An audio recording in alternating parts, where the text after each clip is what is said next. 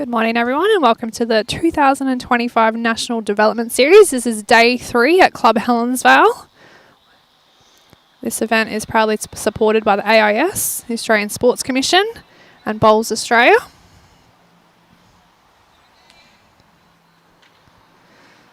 As you can see here, the ladies have just commenced. For the blue team, we have Jodie. And for the red team, we've got Joanne, both Club Helensvale locals. Jodie is from WA but has come over for the pennant season and for a few events like this one. So both locals here at Helensvale know this rink very well, so we should be in for a really exciting game.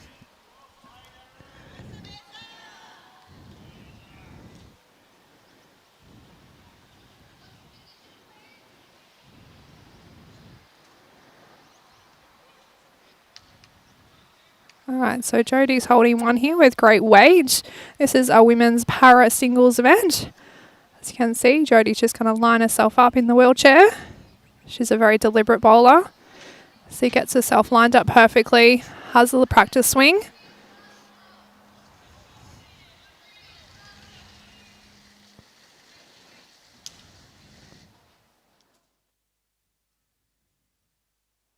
As I mentioned, this is day 3. This is the second day that these guys have played on this green 2 at Club Helensvale. They moved over to green 1 yesterday. Lots of great games happening across the board. This is a great initiative by Bowls Australia to have this development series. We've got 4 teams. You can see we've got red versus blue across 3 rinks this morning, and then we've got the green and yellow teams going head to head on the far rinks. Couple of good bowls here from Jodie. Great weight. Joanne needs to take a little bit of weight off here. She's played great line with her first couple.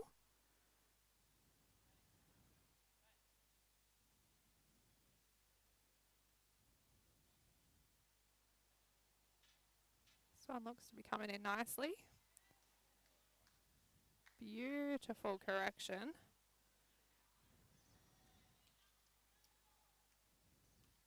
You can hear the voice of Lindsay Clark in the background there. She is the captain of, I think, the blue team.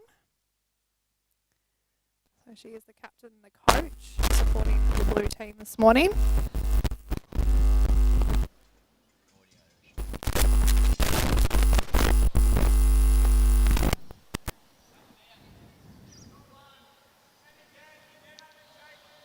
All right, Jodie here, just looking for a little touch of the jack around the corner.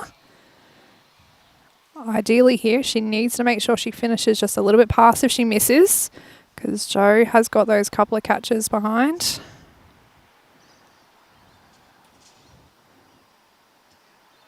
Just missing that line again. It's obviously turning a little bit more down there. Sometimes it can change quite quickly. These girls will settle into it and find their rhythm. Joanne's holding one. Lining up on the forehand again. There's a beautiful track in there for her to draw another.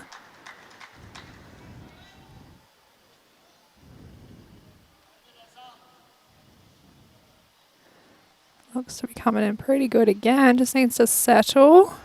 Not quite, but a good little catcher there. So a little bit dangerous here for Jodie. Needs to be really careful with her weight, but still has a great opportunity to make a couple here on this first end.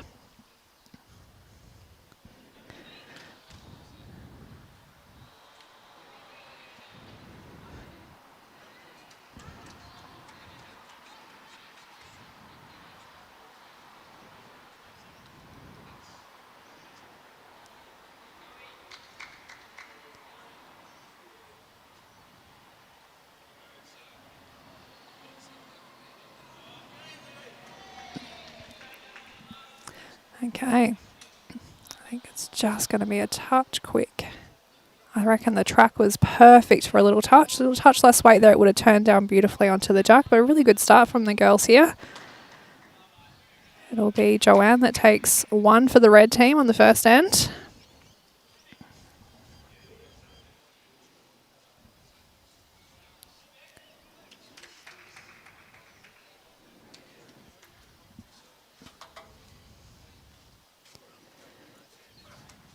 can see Jess McMullen here is helping these ladies. She does a little bit of work for Bowls Australia, helping the para athletes when we travel away for trips. Jess from Tassie, a very good bowler herself, plays in the Tasmanian state side, so knows all about this elite competition, but can also help and support our para players on and off the green.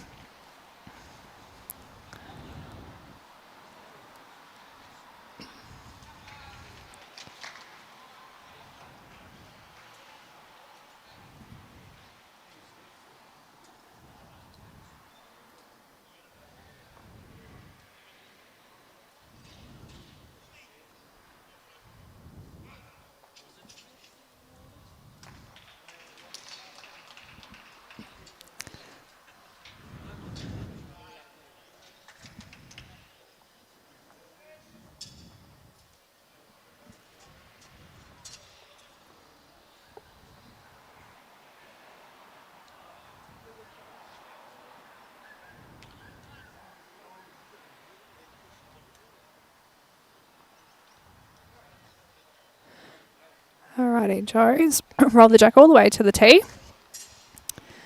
Pretty handy one first up with good weight. Just missed a line of touch. A very handy start.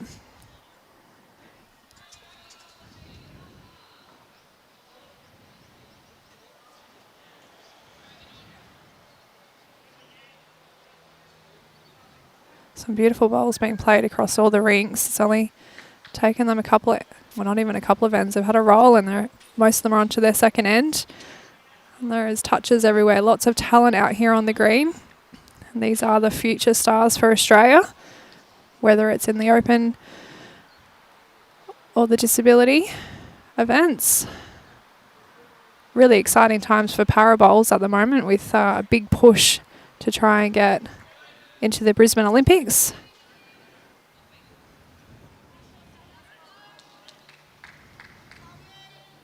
And of course, we're only 1 year away from the Commonwealth Games, so a lot of these players here will be pushing for Commonwealth Games selection.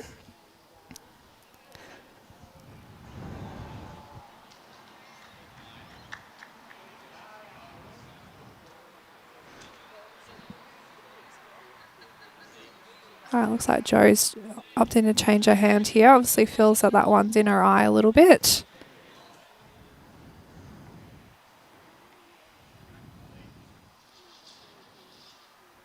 Bowlers watching at home, as you can see, there probably would have been a lot of room to get around that front one, and given she'd played good weight with her first, would have been great to see her stay on that backhand.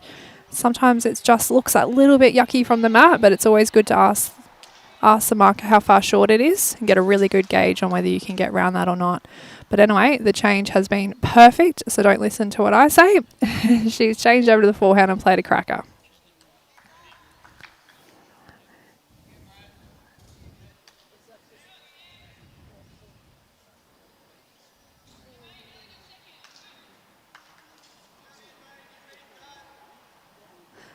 It's a really great vision there of how Jodie has to line up the wheels and line up her arm. Get nice and straight through that delivery. She's played another good one here. She could be holding. We'll see what the marker has to say.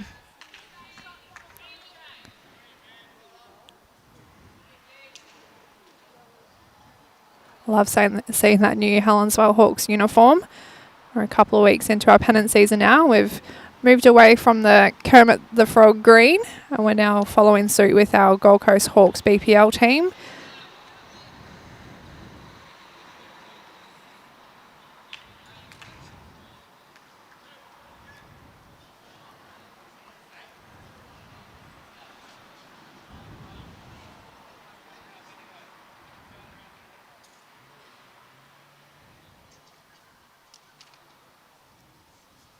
I'm sure Lindsay Clark's feeling very split at the back of the rink there. She is this week supporting the blue team, but does work very closely with Jo.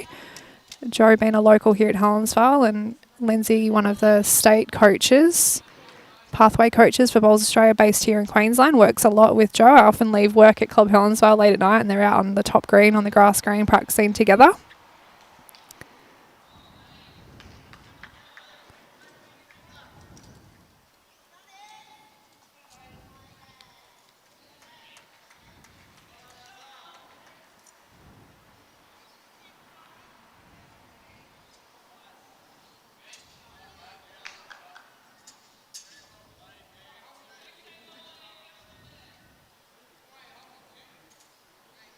Right, here comes Jodie down this forehand. Is it going to hold long enough?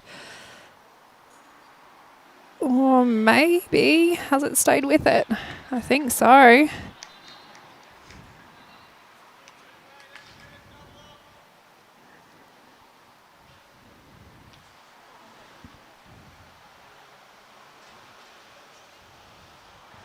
think this will be Jodie holding one, as you can see there. The jack did travel a fair bit. It's not too far off the ditch there, which is what Joe was just asking.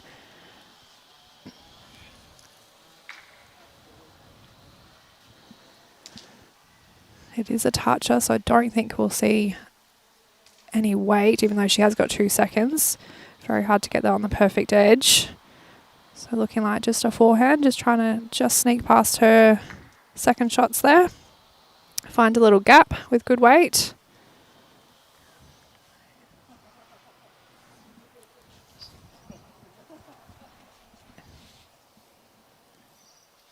She played good line there. All right, free shot here for Jodie.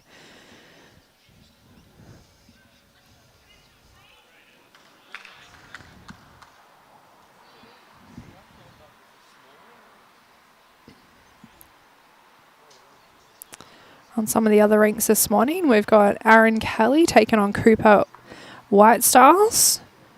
Erin Swatridge taking on Sheridan Bodner. And then in an open fours match, and these are all blue versus red, we've got Chloe Morrison, Dale McQuinney, Tyson Cromie and Jack Lewis taking on Joey Clark, Sam Nerona, Jacob Nelson and Sam Atkinson. So some very exciting games there for the red versus the blue. And then further along, green versus yellow. Got Michael Vassallo taking on Lucas Protopopoulos. Caitlin Smith taking on Annette Ruffle. An open women's singles match between Olivia Cartwright and Jessie Cattell. It's a rematch from, I think, the Australian Open. Might have been the quarterfinal or the semi-final. And in the open fours, got Sophie Kurzman, Bo Prideaux, Cameron Keenan and Cohen Litfin taking on Amity Bickley, Katie Astley, Carl Hansen and Jack McShane. So lots of exciting matches happening all day today at Club Helensvale. So if you're in the area, pop down and see some of these young whippersnappers doing their thing and some of our best para athletes in the country going head to head.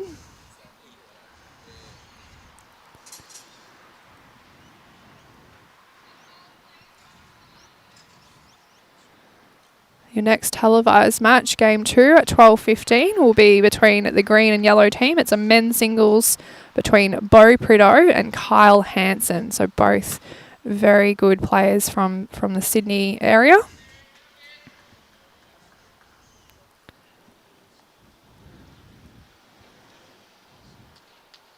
And then later on this afternoon, Game 3 at 3 p.m. We're back to blue and red. And this time it is a mixed pairs game. Erin Swatridge and Tyson Cromie taking on Sheridan Bodner and Joey Clark.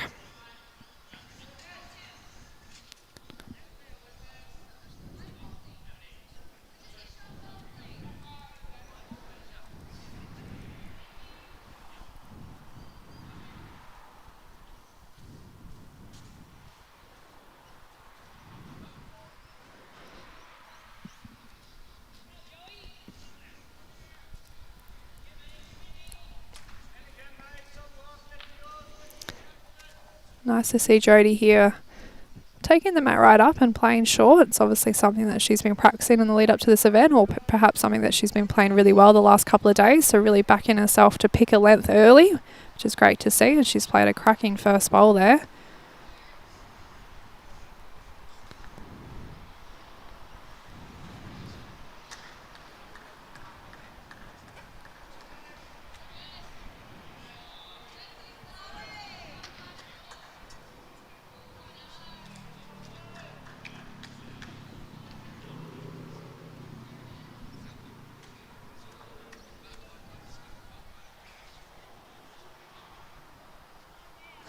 Can see Joe just steps out with the same foot. That is just something that's comfortable for her. She gets the ball away very smooth. Played a good opening shot there.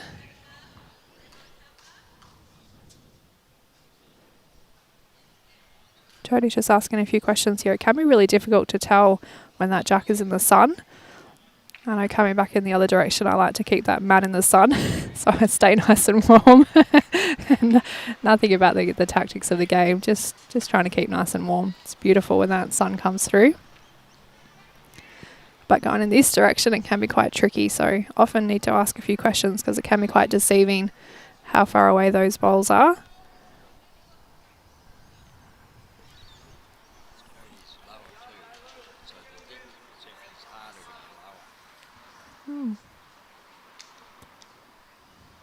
It's another great bowl here. Can she just tuck it round? Not quite. That'll be close for shot.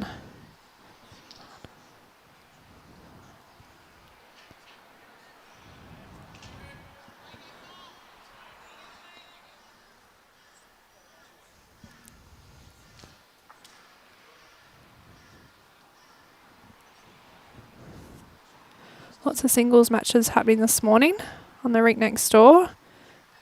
Aaron, Kelly and Cooper. White Styles are 2-all. Having a nice close one. And it looks like Erin Swatridge has just got out. She's 2-0 up on Sheridan Bodner.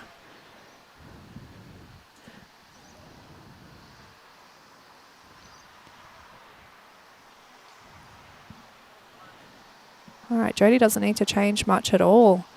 She can just get a little touch on that jack. She'll make 3. So this is just a confident, just trying to draw the shot. Touch is a bonus.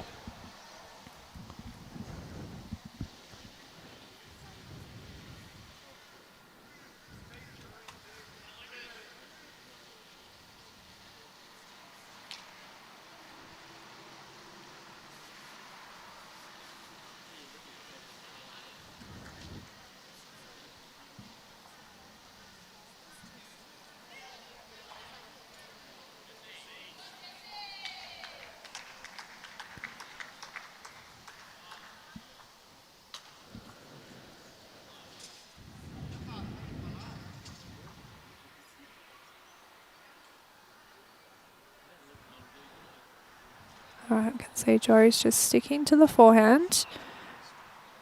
Really important here that if she misses, she finishes just past the jack because a bit of a number is brewing at the back for Jodie. So she's confidently needing to draw to these 2 back bowls.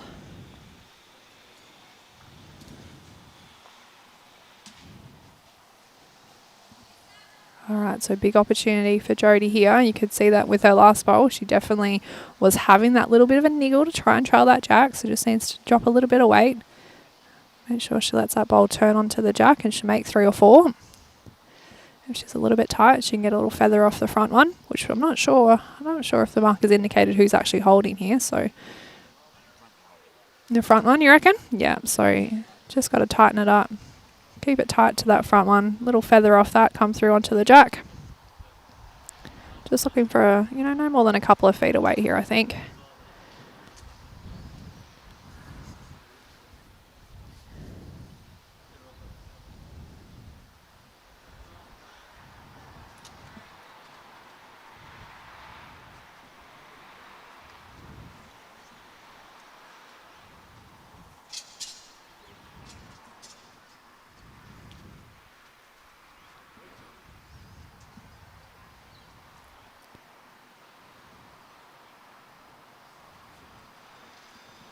Alrighty, so Jo's going to stick to this forehand. She's just got to play as if those front ones are not there.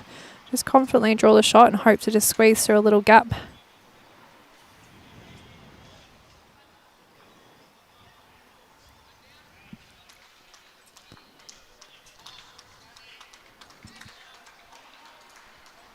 That's a good effort, good weight.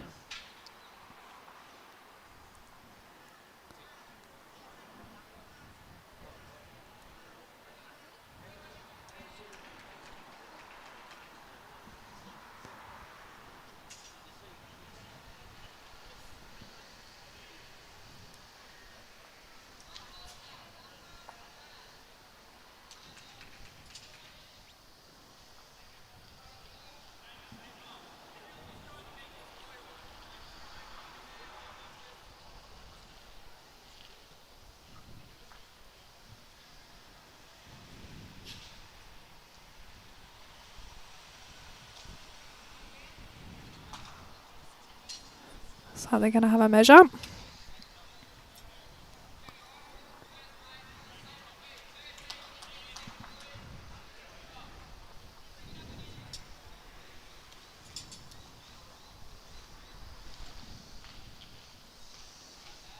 Some beautiful day here on the Gold Coast. We had a bit of rain yesterday. I'm sure when you guys, if you were tuning in yesterday, especially that third game, would have heard the thunder coming through.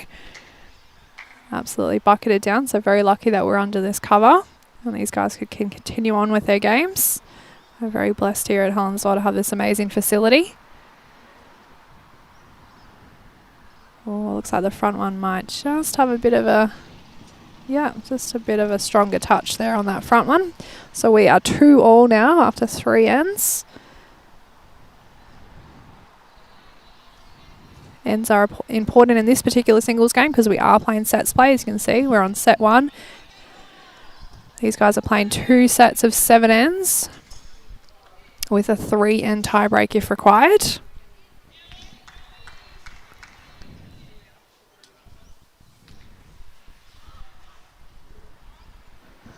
And that is keeping in line with the Commonwealth Games format that we'll see in 12 months' time in Glasgow.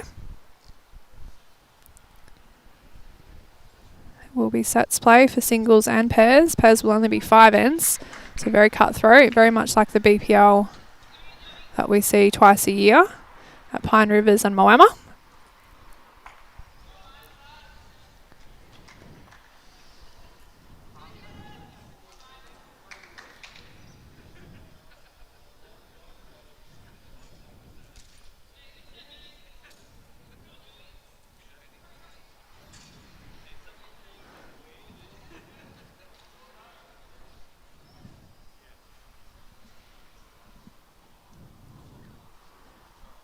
Alright, so Joanne's just stretched the length out a little bit. Playing just a nice medium length end here. Sticking to the ditch side, which does turn beautifully on rink 9.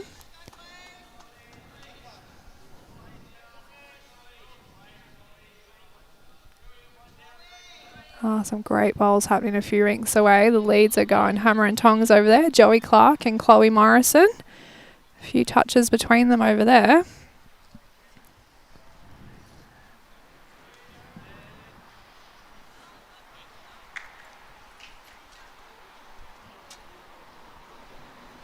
Can see on the rink next door, that's Cooper in the red, taking on Aaron Kelly in the Bowls Australia training gear there. He will have a blue shirt underneath. It is a little bit chilly this morning when you're not in the sun.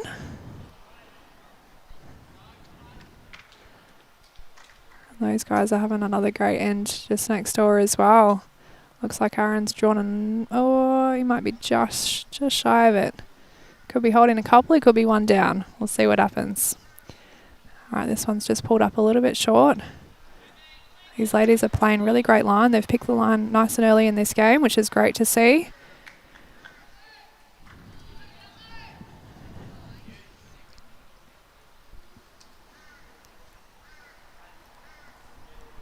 Okay, not surprised to see Jo swap here. We remember a few ends earlier. There was that bowl that snuck over and onto her line and she did change over and she played a good one. So let's see if she can do it again.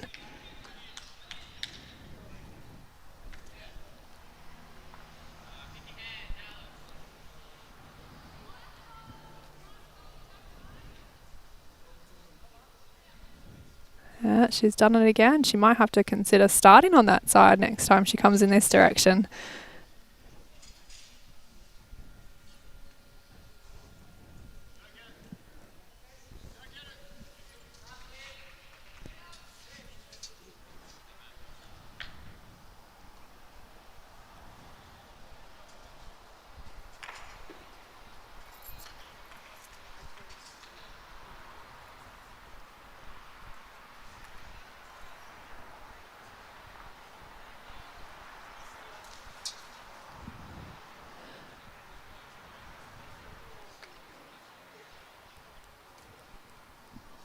A little bit distracted there. I think whenever you hear someone say go get it, you sort of look to see how many bowls are going to go all over the park, and Dale McQueenie lined up and got a fair few of them.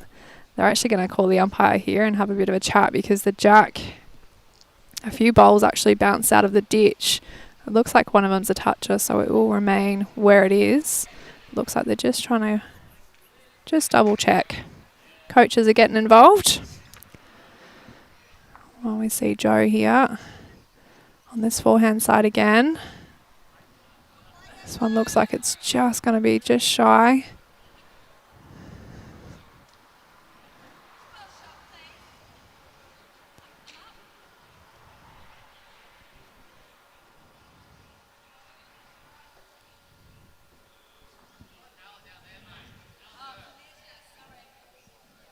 All right, so they're calling it as a measure, but I felt like the marker was maybe leaning towards Joe's bowl there.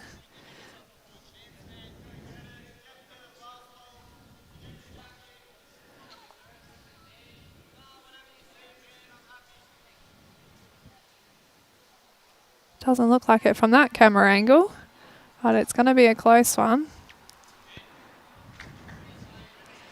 Well, whatever happens, Jodie really needs another one in here because she is quite vulnerable here with just the one in there. This one's looking pretty good. Oh, she had the weight. Regardless, it's probably third shot.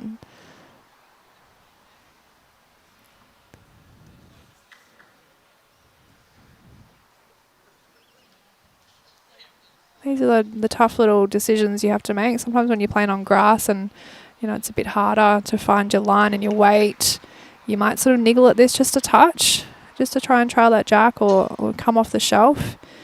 But on a beautiful carpet surface like this, there is definitely enough room to just draw a really good one here.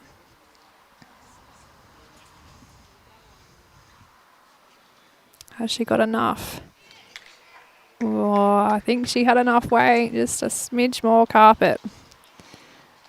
All right, Jodie's going to come and have a look, remembering that the marker did tell her it was a measure, so good to see that she's just going to check this out. Obviously, if she's holding, you want to take a nice, safe, wider line. If she's down, she can afford to, really make sure she gets there and try and touch that jack.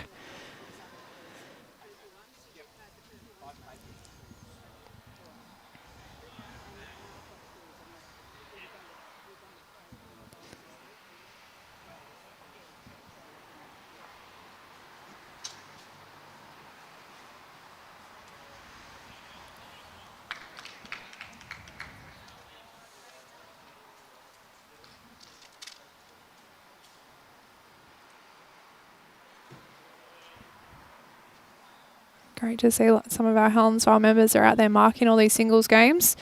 Had a chat to a couple of them yesterday and they were very, very impressed with the standard of play. They definitely said they were kept on their toes with lots of running shots and that from the young fellas.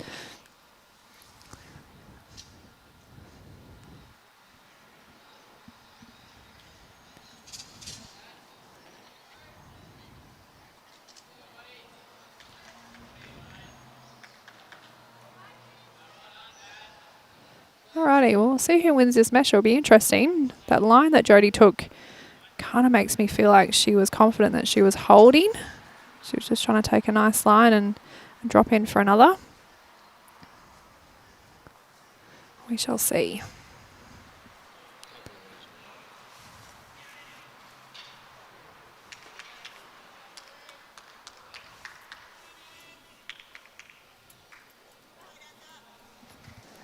Yeah, definitely running for the measure again.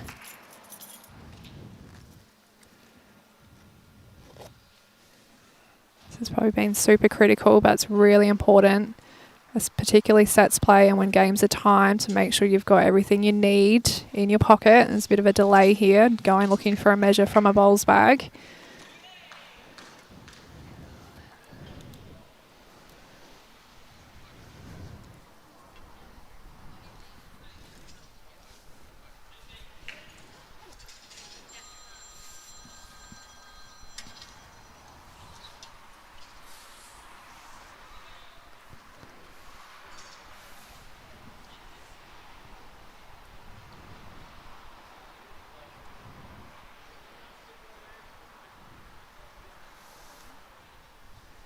Yeah, so this is definitely looks like one to Jodie.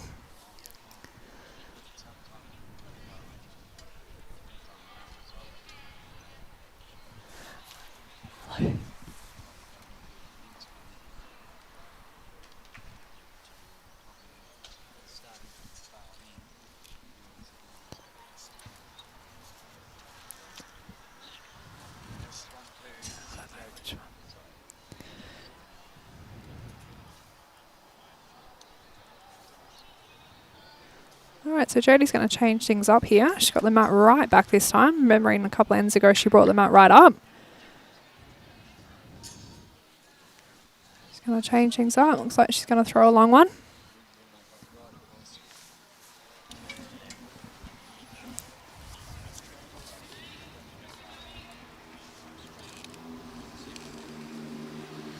Yeah.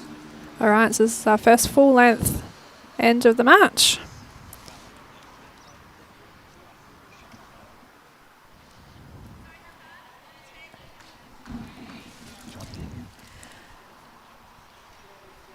All right, I've been joined by Troy Corber.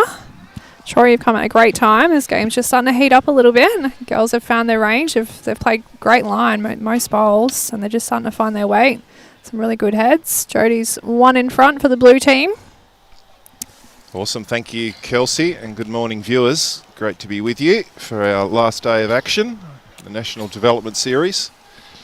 I'm sure you're all very excited about the fact that I'm joining Kelsey.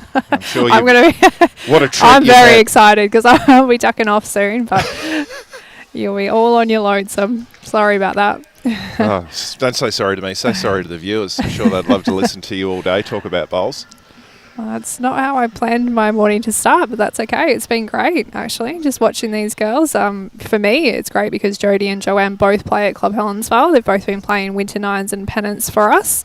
So good to watch them, and but it is hard to concentrate on just the one rink when there's so many great games happening across the board. Some really exciting singles matches happening just in front of us, and then there's some mixed fours happening in the middle of the green when there's been lots of big shots played. Lots of cheers have gone up, so yeah, definitely easy to get a little bit distracted trying to watch everyone. Well, the talent on display, it's like a semi-finals day at the Australian Open, isn't it? It's just quality all along the green. If you're in the area, make sure you get down to Club Helensvale and have a look. There's some terrific bowls being played. And the surface is so kind and good here. It's very conducive to good bowls.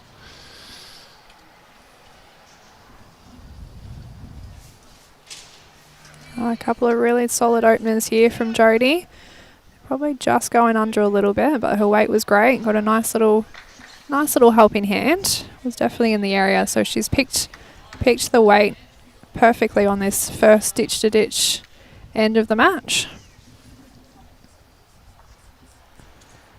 She's been getting lots of practice in ahead of this event. I had a staff meeting last week on Wednesday up in the function space upstairs and looked out, and she was playing the Wednesday morning singles out here at Helensvale on this particular green. So yeah, definitely getting lots of practice in, knowing that this is a great opportunity for all the players to be involved in this development series, and in particular the parabowlers, with so many exciting events coming up for them. And Kelsey, you may have already discussed this, but of course Helensvale's invested a lot of time and effort and money into parabowls. Did you want to talk through that a little bit? Yeah, sure. Yeah, look, I think we've probably just been lucky. We've got these amazing facilities, and we were approached by some people who are very passionate about parabowls, Serena Bonnell in particular, to have this as a bit of a hub for all the parabowlers on the Gold Coast area to come and play here. It's great knowing that you can set a date and turn up and you're going to get a game regardless. So we've been, just working with Serena with, it's obviously the hardest thing is finding dates and green availability. But yeah, working with her, she's got some amazing ideas of, running the biggest para event, in the world. She's run some singles events and pairs events, and we've been very lucky to host it. I know our members have just really loved it. They've loved being out there marking all those events and seeing just the talent that these guys have and just the determination, I think, as well. Very determined athletes. And I did touch on it very briefly first up this morning, about the opportunity for parabowls to get into the Olympics. There's a big push for bowls in general to try and get into the Brisbane Olympics, and it would be a great opportunity for all these para athletes to put their best foot forward over the next couple of years, because I think they're probably a huge chance of getting into Brisbane Olympics, which is very exciting for our sport, and hopefully the open guys and girls can get a run as well. Well, it just reinforces something we've always known, and that's bowls are such an inclusive game, and anyone can play it regardless of age, ability, attributes. And I marvelled the other day when I was here commentating that the way the para-athletes adjust to their physical limitations and adjust to what we would say is a conventional bowling technique and approach to the game, and the way they're able to maintain tremendous consistency and performance through adjusted deliveries and stances and things like that. I think it's just amazing. Full credit to them for the amount of work that has to go in for them to get to the level they're at. It's amazing. All right, so Jo's just going to come and have a look here. Looks like she's a few in the hole here. Yeah, could be 3, could be 4. Just going to have a little squeeze. Yeah, I'm playing here on Saturday, Kelsey, so yes, please feel free to talk me through these rinks and the sort of shots you should be playing and what the green's going to do. Gosh, I need all the help I can get. They're all pretty good. Look, I am a bit biased, but this particular green, this green 2, here at Club Helensvale, is the best carpet surface I've ever played on. Once you get into a rhythm, you'll be drawing shots left, right and centre, trust me. Right, that's the problem, getting into the rhythm. Okay. I'll have to make use of my warm-up time an hour prior. It takes me that long to warm the body up these days. So a big bowl coming up here for Jodie. Yes, could be a bit of a heartbreaker here for Joanne, for Jodie if Jo can pull this off, because she has played a great end. 4 bowls with great weight in the area. Probably the first end that she's done that. She's had great bowls in there, but to play all 4 good ones, so it would be a bit of a heartbreaker. What do you think she plays here, Kels? Look, she's quite a new bowler, so I'm gonna guess that she's just gonna try and sort of just arrive, just try and set a bowl or trailer jack, just one of those ones where you don't want to drop short of it. But I don't know that she will run at it.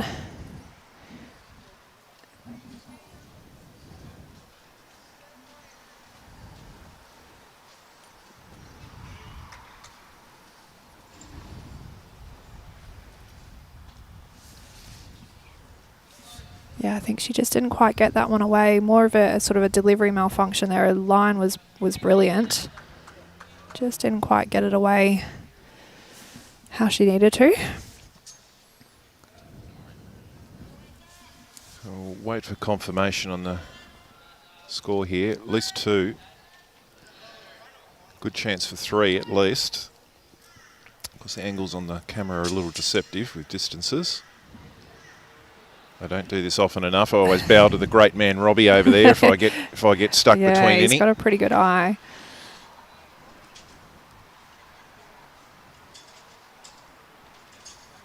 I'm going to measure that 3rd.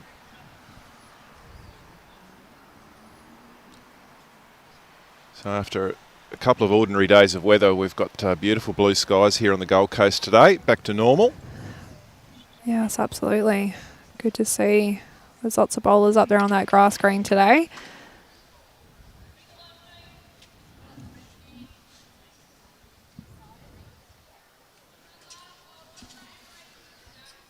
So it is confirmed as 3 for Jodie. She extends the lead to 6-2 now after 5 ends. Of course, these are 7 end sets. So. Will they play the sets out? I'd say they would, because it's still like a sectional kind of... Yep. So they've got to play the sets out regardless of the score, but really Joanne really needs to score this end. Yeah, margins will definitely, yeah. So these guys are playing for a bit of pride, playing for a trophy. There's the 4 teams out there. I'm not sure what the current ladder looks like, but I'm sure every game from here on in is very important on this final day of the National Development Series.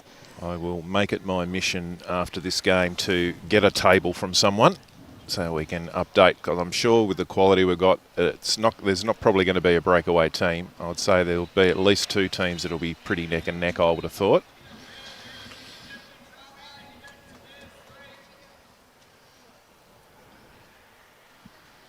All right, Jodie's sticking with that longer length. Let's drop this one just a touch short. Again, great line. One thing you'll find on this green, like the lines are quite easy once you find them. Not too many tricks on this green. Both hands turn really nicely, regardless of which rink you're on.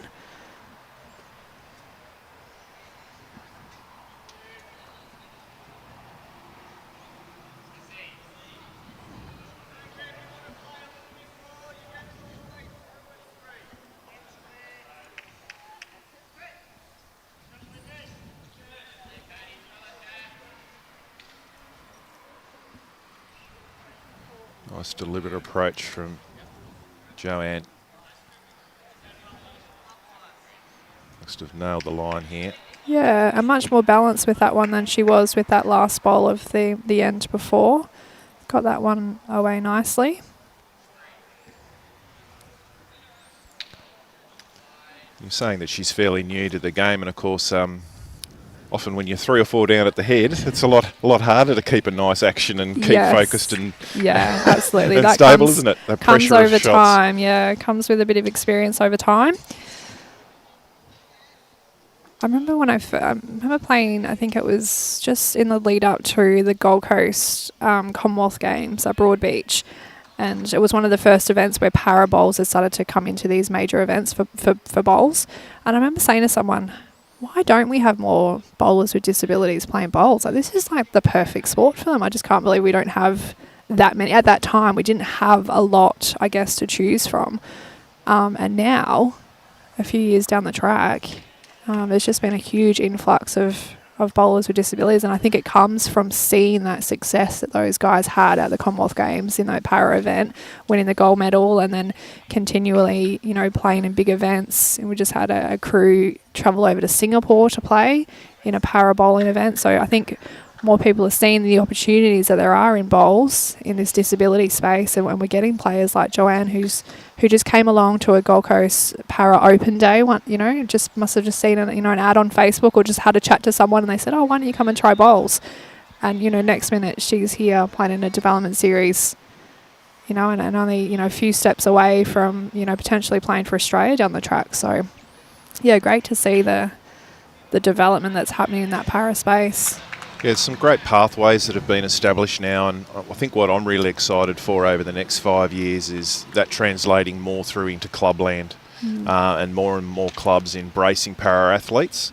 And certainly within my role as a club support manager, we have a network of us around Australia, and if anyone's out there with clubs that want to start embracing and getting more para-athletes into their club, participating in the game, and it doesn't have to be because they want to be world champions or anything like that. It's about getting them out on the green and playing and being part of the bowls community. So if you want some assistance around how to help set up your capability at the club to be able to welcome para-athletes in, para-bowlers in, then please reach out to your club support manager. Certainly some things we can help you with that. Absolutely. I mean, I'm just thinking, what would you need? I mean, you probably need ramps to support the wheelchair athletes. What else would you need? Toilet access, obviously, okay, disability toilet access. See, the little things that I'm thinking, okay, quick, think, what would you need? But and particularly people, if we're looking at wheelchair athletes, they can be quite expensive to have. Okay, because you've got to have the specialised wheels. Correct, yes, yep. Correct. So I know of some clubs that have sought grants to actually get a couple of wheelchairs great. in their club so that people can come and try the sport and they're not having to outlay for a wheelchair and going, well, I don't even know if I'm going to like the sport. Yeah, right. I'm going to guess they're thousands of dollars. Yeah, yes. Exactly. Yeah, that's great. So there's lots of little things you can do to help promote it at your club. Yeah, well, definitely. I mean, if you're a club that's got those facilities and got that equipment, yeah, why wouldn't you? There's lots of great footage out there of our, Australian para-athletes winning gold medals at Commonwealth Games and World Championships, and I'm sure that would be incredibly inspiring if someone was just sitting in your club one day, having dinner and saw that come up on the screen. I think that would definitely encourage them to get out and have a go.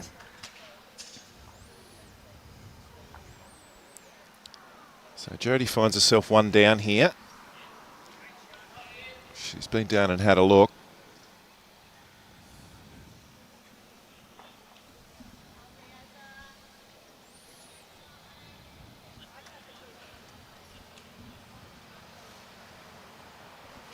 I don't think we'll see anything too crazy here. She holds a good lead in this set.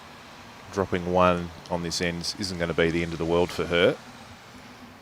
I didn't think of it at the start of this match, but this is probably the first time these ladies have played on a live streamed match. A bit of added pressure there again, isn't absolutely. It? Oh, she had a crack yesterday? Oh, Jodie had a crack on it yesterday? Yeah, cool.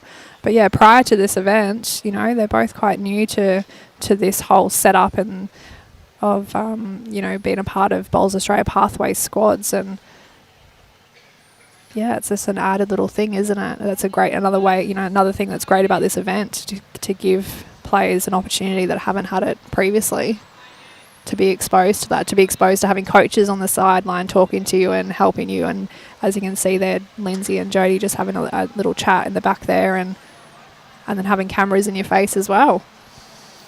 I spoke on Tuesday about the fact that aside from the actual bowls performance of these players, it's a really great way for the coaching staff to assess how well they can cope with pressure. Because there's multiple layers of pressure. There's the pressure of knowing that you're in a squad and group of players that have got very few spots that they're contesting for.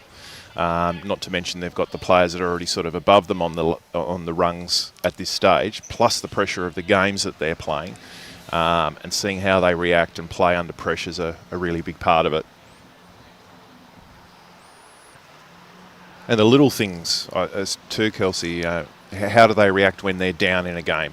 How do they fight back? What do they do? How do they work within the team? How do they prepare for their games? All of those little 1%ers can often mean the difference between not being selected and selected.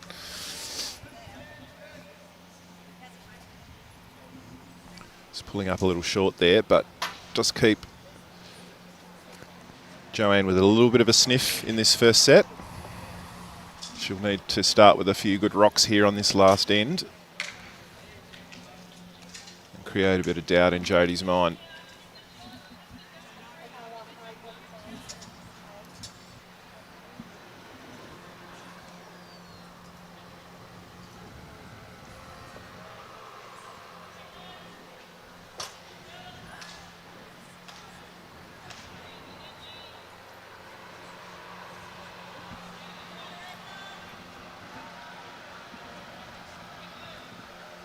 Just getting confirmed that it, I would say, is just the one shot. One confirmed.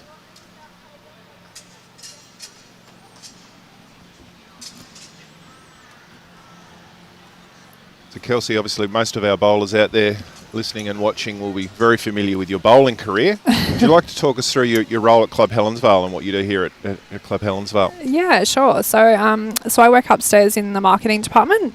So my official role is community and marketing manager. So I cover a few different little aspects of the club. So I have a fair bit to do with like the events and promotions that we have, all the marketing that we do out to all our members. We've got 22,000 social members, and we've just cracked 600 bowling members.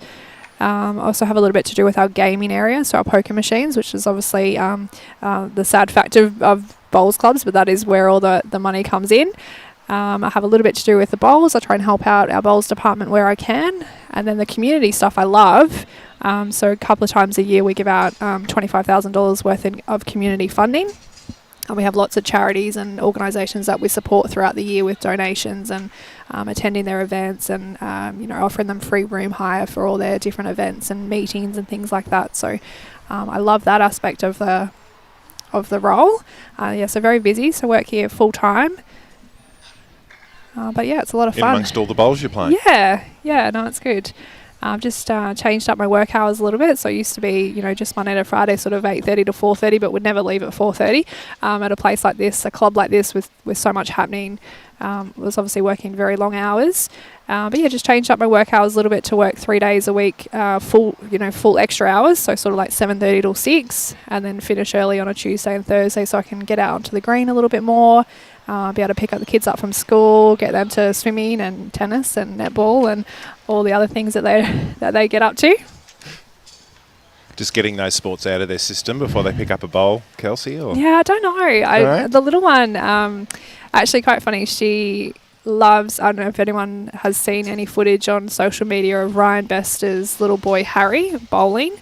He's like a little prodigy, 2 years old, and got this perfect delivery, drawing touches and yelling out toucher on the way down, great little kid. And often if I'm playing with Rachel, his mum, Ryan's partner, the two little ones, my little one and Harry, will play bowls up the side of the green. Yep. So she's shown a little bit of interest when she's got Harry to play with. But yep. Aside from that, if she come to watch me, they don't watch. They've got no interest whatsoever in what I'm doing. No, they're just really into their netball. Sienna, my oldest, is really loving cricket, so she's really excited about the cricket season. We actually went on the weekend and took her to just into the nets and was bowling to her, and she was loving it. But she actually said to me last night, "Oh, Mum, what's this on my hand?" She had this big blister. So she was obviously, yeah, she didn't want to stop. So an hour and a half later of smashing this ball around and obviously holding onto this bat too tight, she's got blisters on her hand. So very keen cricketer.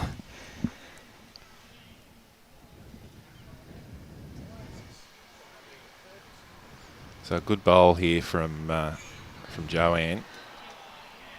So Jodie really just needs to get as close as she can here so she doesn't drop 3, but she's going to slip through here. So there's an opportunity here for Joanne. Yeah, absolutely. Something's definitely brewing here for Joe. That's the danger, I think, for Jodie, is that she's, you know, sort of just niggled a little bit there. Always got to make sure you just swallow the pill a little bit and just draw second, especially in this situation when you are 3 up. You do need to defend.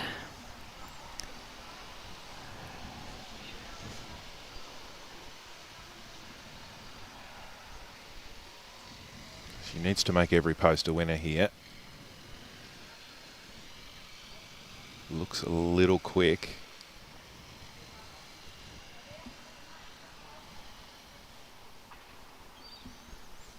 So that's going to make it difficult to even try to square the set here. She may need to come down and have a look and see what options she's got. Close bowl here from Jodie should lock down the set. Now, is it just me, Kelsey? I watched a few bowls come down here the other day and noticed, and I called them as being really good bowls, and they just seem to run on a little bit, the back end going into the ditch. Yeah, no? Just optical illusion? Yeah, don't think I've noticed anything.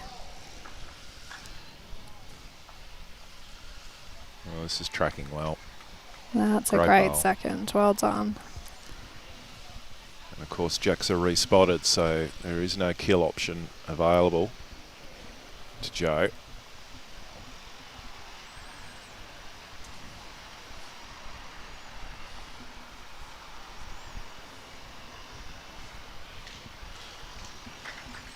You still trying to conjure 3 here, Kelsey, or you just... I don't think she can. I don't think she can. I think she's just going to have to try and draw for 2 and think about the margin.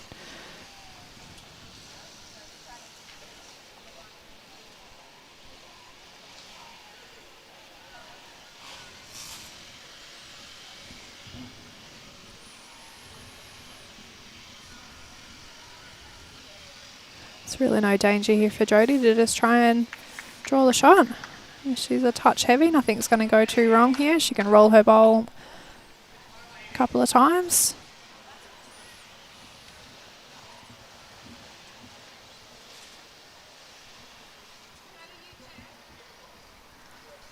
Using the salmon and mint bowls, as myself and Adam Taylor coined them the other day. Some suggested it was more papaya than salmon. Oh, okay. Do like a bit of going a bit exotic with the colour calling. Good track. Yeah, looking good. Ooh, touched it. All right, so that's the set to Jodie. It's probably only just that one end where she going back this way. That long end when she scored the 3, it was really the difference. Other than that, it was a very close set.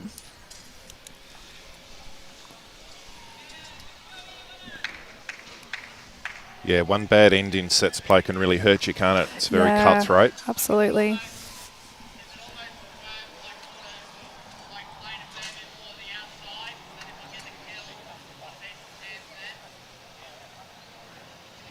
Well, I might leave you to it. Go and do a bit of work. Go and do some work. Fair enough, Kelsey. Or at least pretend to upstairs somewhere. Hide away in my office. I'll see you later. Enjoy the rest of your day. Thank you. Enjoy all this great bowls. Thank you to Kelsey Cottrell, Australian legend. What a treat for all our viewers this morning to get to spend some time listening to Kelsey. Not just a terrific bowler, but a terrific person doing great work in the sport. So now you've just got boring old me to rabbit on. But look, we'll have some fun We'll see how this second set pans out.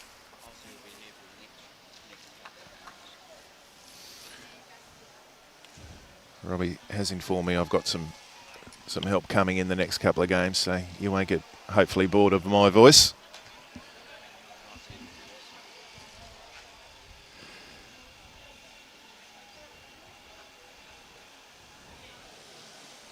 Good to see a lot of international viewers with us today. Daryl was with us the other day from Texas. Hello to Daryl. Our good friend Mary from Fife. Phil from Silverdale.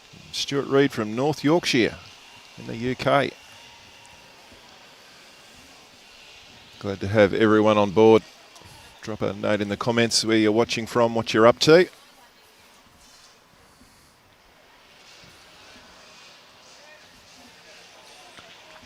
Jodie will get us away in this second set.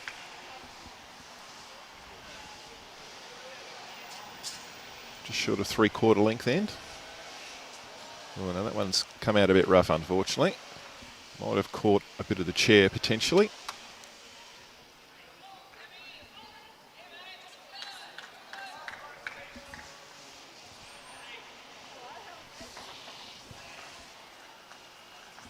It's a chance for Joanne to get into this second set.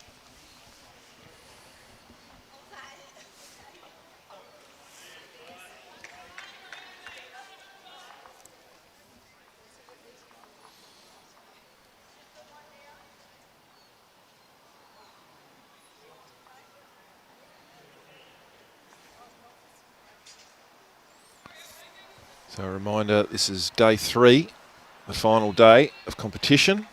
3 sessions today. We'll have another game of singles coming up in the next session. Should be a terrific game between Beau Prideaux and Kyle Hansen. And then we have a game of mixed pairs for the last session. Tyson Cromie, Aaron Swatridge, and Sheridan Bodnar and Joe Clark. So some terrific bowls on offer today. And as I mentioned, I will make sure we have a table and some information on standings. Of course, we have 4 teams competing in this development series.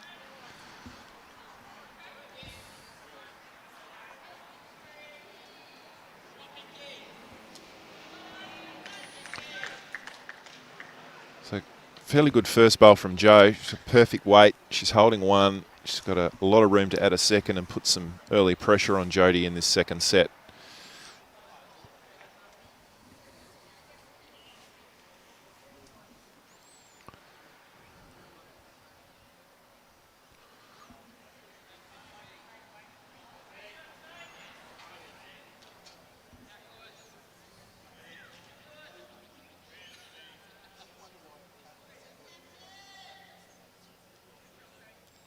Joanne's elected to switch hands. Wants to resist the temptation of getting anywhere near that front bowl. It looks to be a fairly good change of hand here. Our marker's just in the way a little, but as we can see, that bending home beautifully. Great bowl, Jo.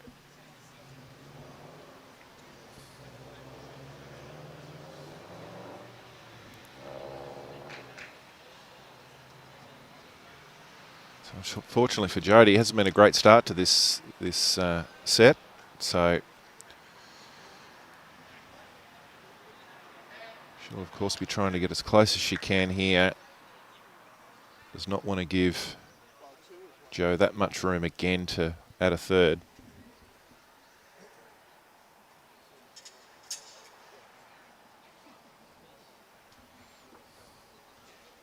Looks to be on a much better track. Just slips under. Gave it a chance, but still 2 down, and Joanne now has around a yard of room to add a third.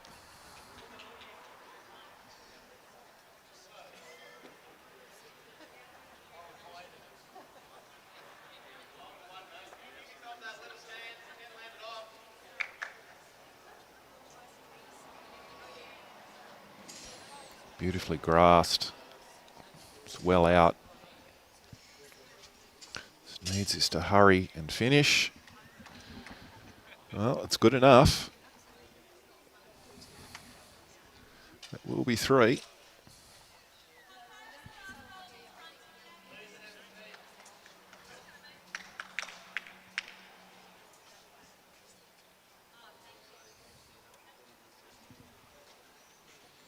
can see there in the background Cooper White-Styles and Aaron Kelly, who were featured in Tuesday's play.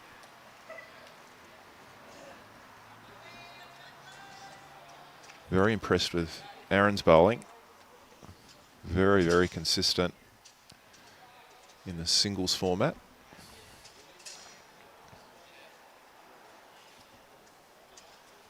Cooper leading very well in the triples format. Okay, Jodie, pressure on. She's coming to a good area. Oh, she hasn't found the same gap. She has. Oh, and I'm not sure that she's even cut the 3rd out. It's her closest bowl, but at this stage it's looking like it's 3.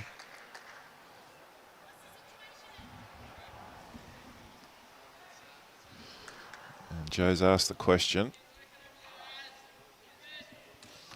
Mark is suggesting it's 2, so she may well have cut 1 out.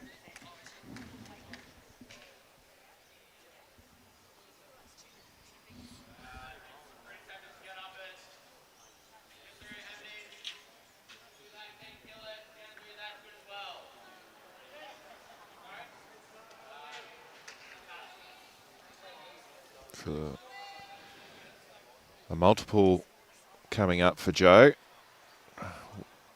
Just the question around what sort of multiple it's going to be.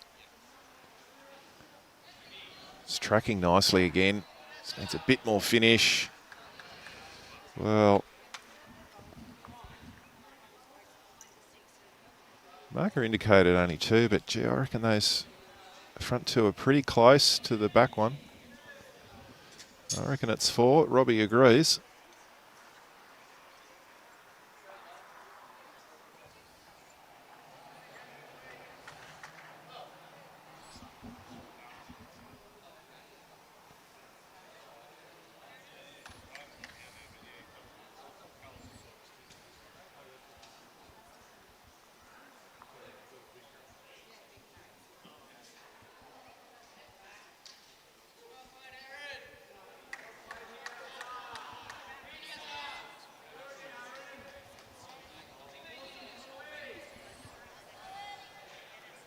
So we're going to get a measure. But a great start for Joe. As we alluded to earlier, didn't play badly in the first set, just had one bad end, which cost her. The end result, really. On this occasion, we'll see whether it costs Jodie in this set. Time will tell. But that looks to be 4 to me.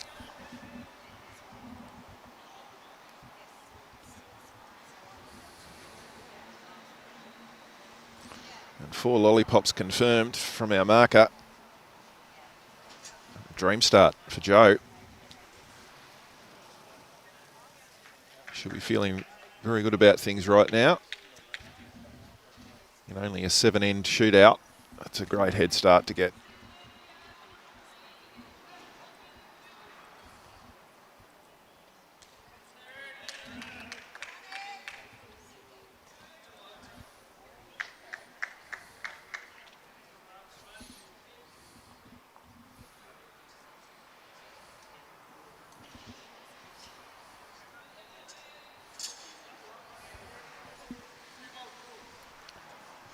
Joe's stretched this end out a little bit further than what we just played.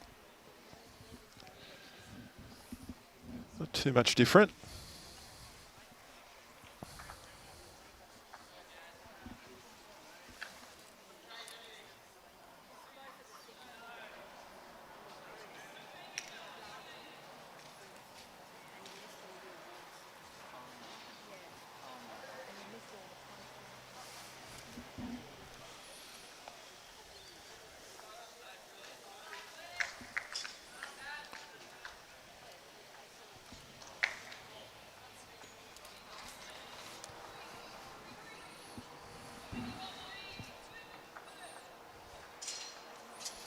See there in the top left of the picture the metal ramp that's used to get the chairs on and off the green. Readily available to clubs to purchase, and as we alluded to earlier, making your club accessible for wheelchair players.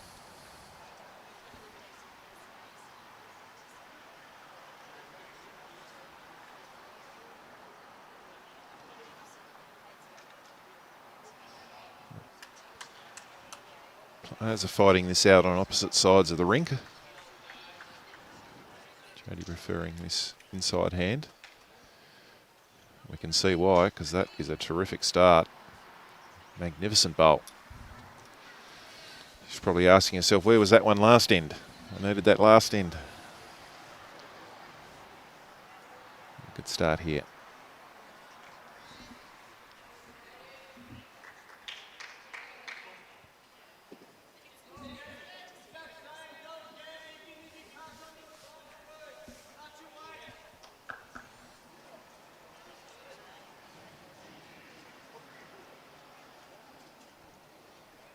Unfortunately for Joe, a bit of overs and unders.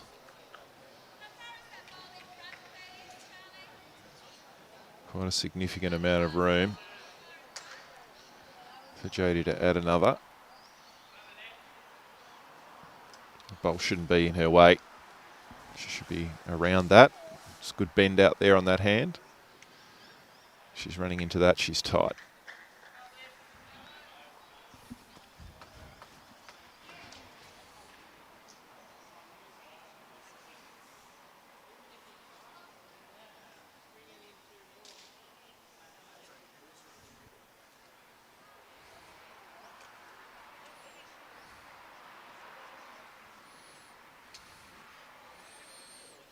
Giving it plenty of air. See it ripping home there. It's a good bowl.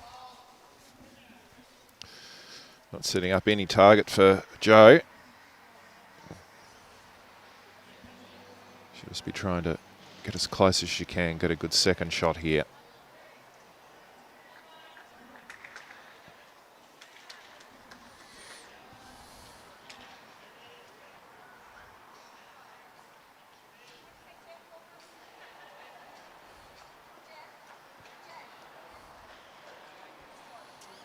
So the alarm bells are ringing for Joe now on this end. After getting a dream start, picking up a maximum on the first end, she's staring down the barrel of being 3 down when she gets back on the mat here with her last bowl. Jodie will be looking to pile on the pressure here.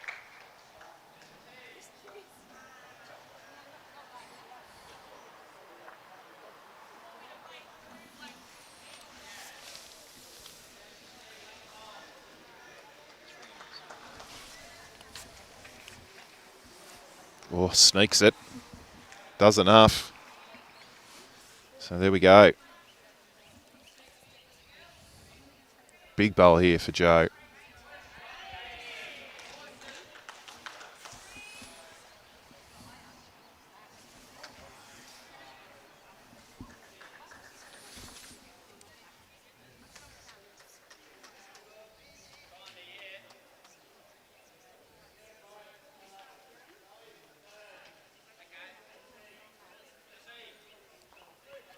The line looks okay.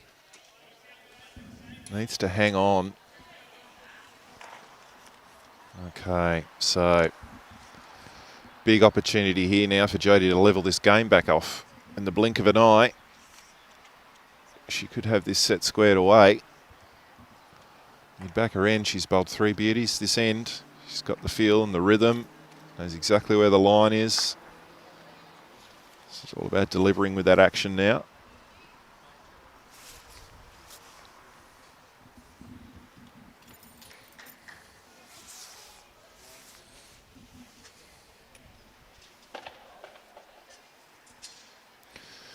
Grass is certainly good enough to count. It's all down to the weight. And it's going to be good enough. So that's going to be a full count to Jodie Nikolic.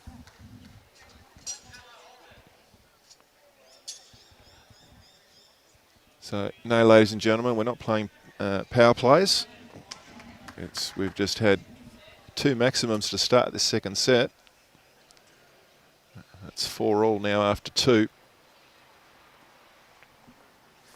So a reminder that if the sets are shared, we will go to a 3-end tie break to decide the winner.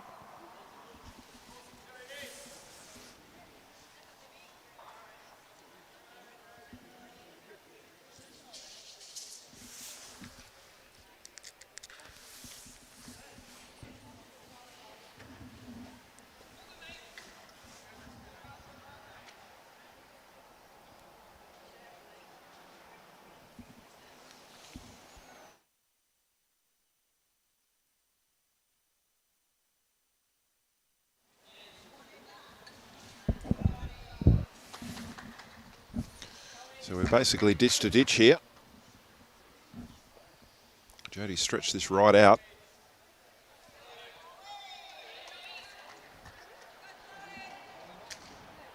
See Lindsay Clark in the background there, vocal, cheering on a team. Such a good team player. Lindsay is very supportive. Doing great things in the coaching space in the Pathways program.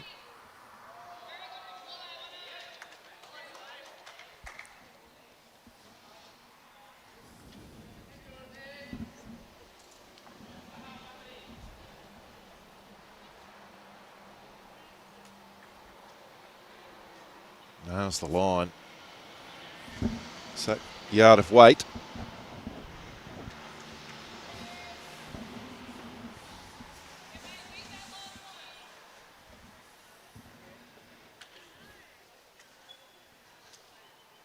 Joe obviously had a very good end coming back this way last time, so hoping to replicate that here. Should have a very good idea of where the line is. She took a really great line last time down this way.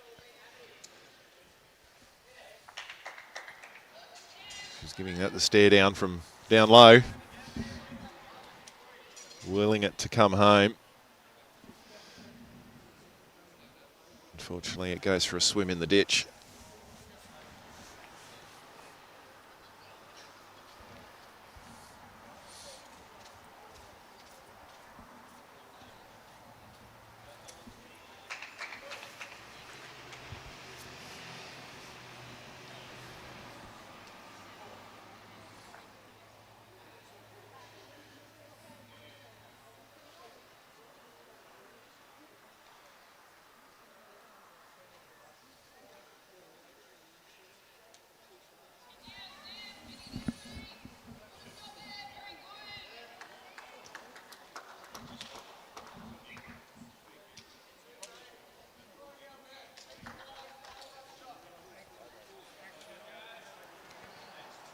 Jodie corrects the weight, but misses the line.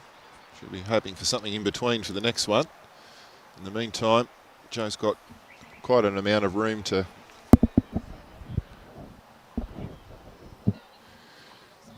get in here.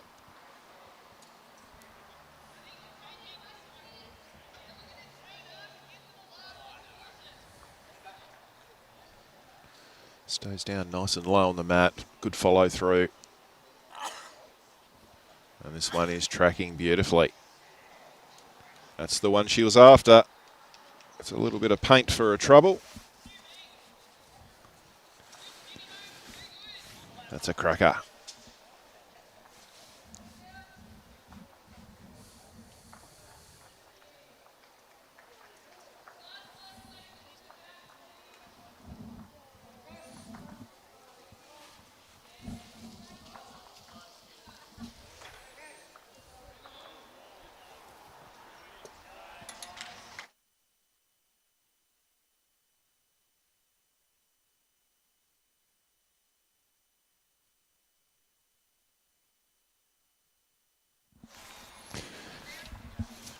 So Jodie looks like this time she's under the line. So she's got everything on the compass point here at the moment. Jodie for this end.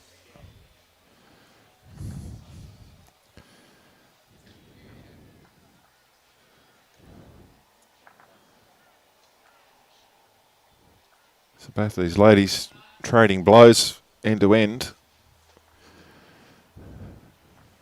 It's been one or the other that's dominated the end so far in this second set. Jo in a position to be able to apply some pressure. She'll be wanting this to hurry though. Looks to be a bit light on, unfortunately.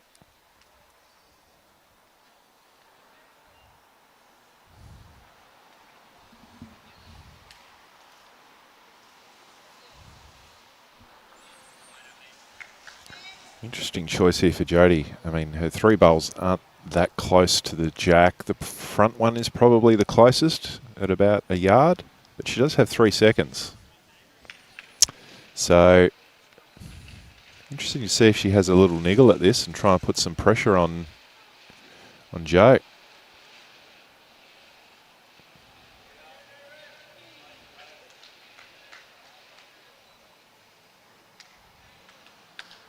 Selecting to draw, play up to the head. Tell you what, she just needs it to hurry. Is it going to hold long enough? Great effort.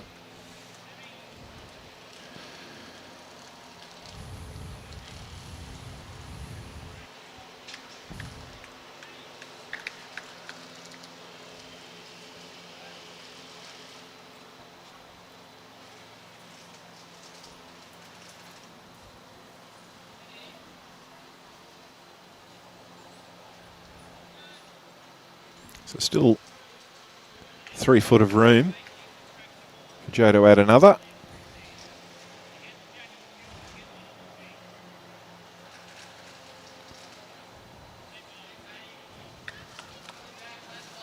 That one pulling up short, so it will be 1 Joanne Frost. She takes the lead in this second set, leading Jodie Nikolic 5-4 after 4 ends.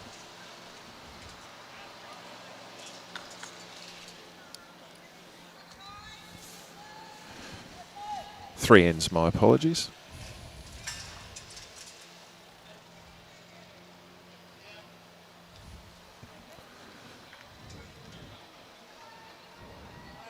So definitely here a clear change in tactics between the 2 players on jack length. Jo's brought that mat up a good 3 or 4 metres. She's coming up even further.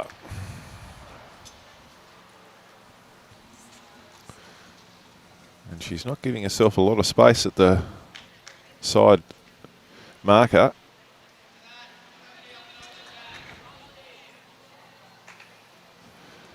So she'll need to be precise on the roll here.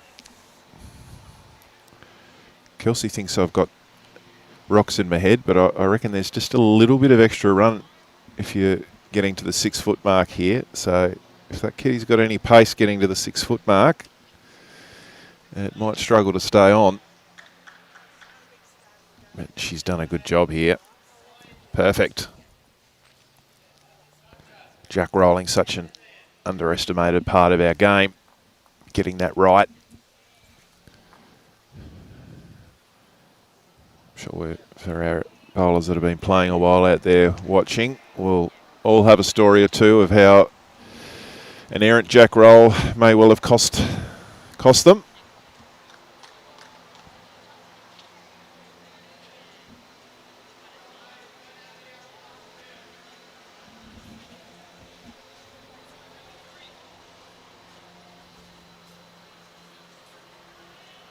Look at this coming in. Oh, that's a good start. Playing into the tiny little slither of sunshine that we have.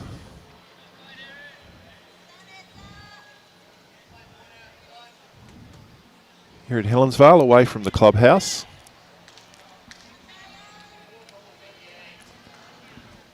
See the kids' playground in the background there. We'll have to get Robbie out of there before the next game. He likes to go and have a little play after lunch. That's good because he doesn't get caught in the slide. But we do have to rip him out of there to get him back onto his job.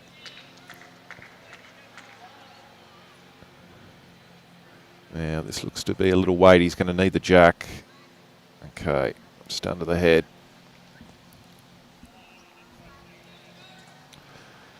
So far, good decision to change the lengths so drastically.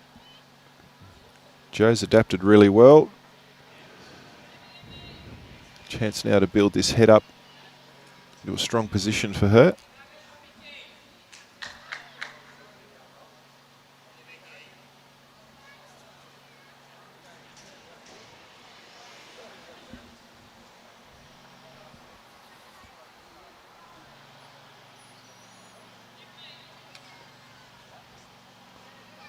Just pulling up a little short, but it counts at the moment. It's around 3 feet short of the jack.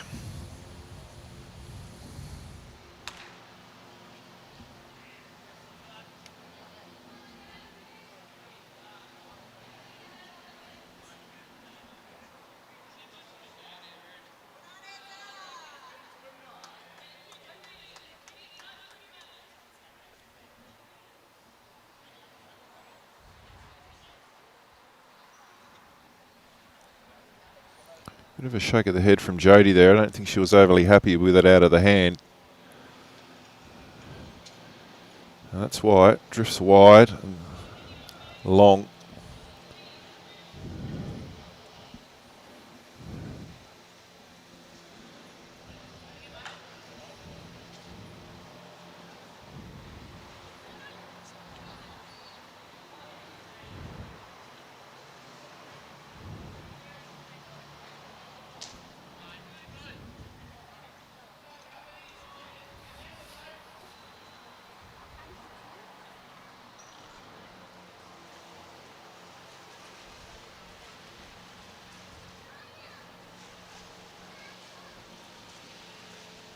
Joe now. This looks reasonably good. Little shimmy, little rock up. That'll be 3 at the moment.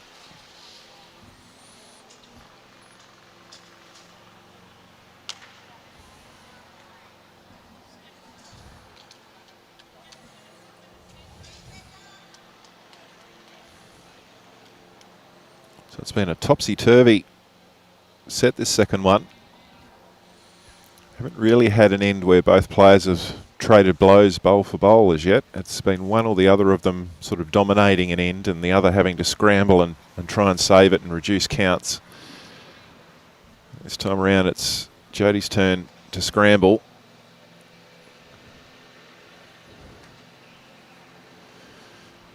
Now, can she find a clear road here? She can't, but she at least gets third shot.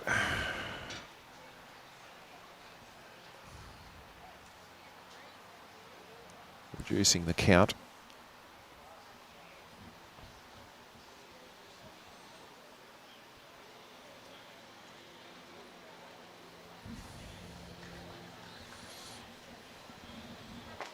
I can see the great Alan Thorpe from Bowls Queensland, coaching crew here today, checking out the action.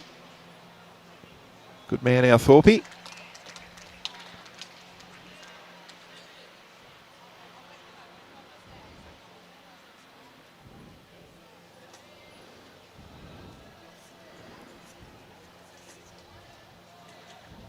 So a nice little avenue there for Jodie to draw in here.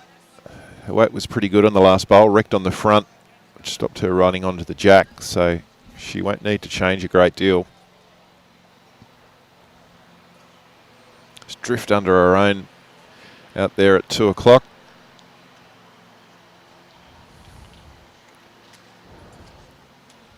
Doesn't really need to change her weight at all. Doesn't really need to change her bowl at all.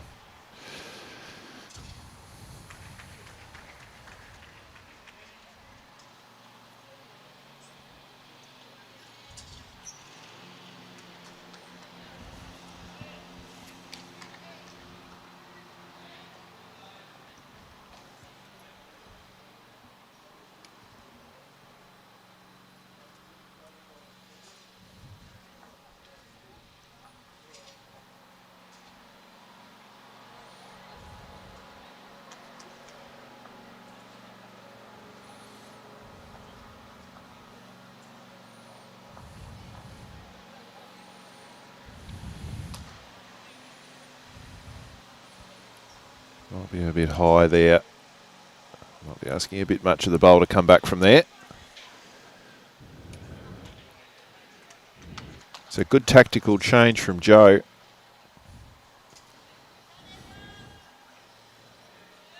Gets the job done.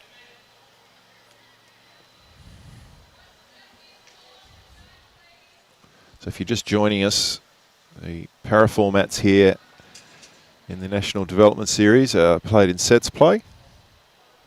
Jodie Nikolic taking the first set 7-4. And we're just waiting for confirmation here. It's most likely 2 shots.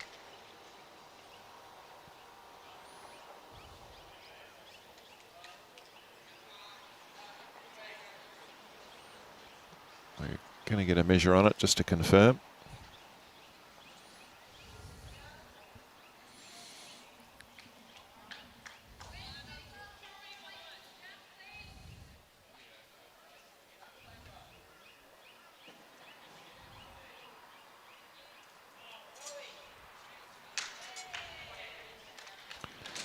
So 2 shots confirmed to Joanne Frost.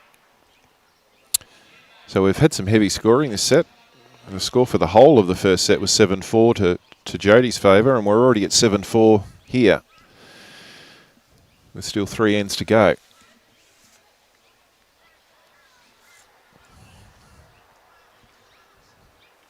Spoke about the sun peeping through at the end. We had a summertime storm in the middle of winter yesterday afternoon and evening. Thunder, lightning, pouring with rain.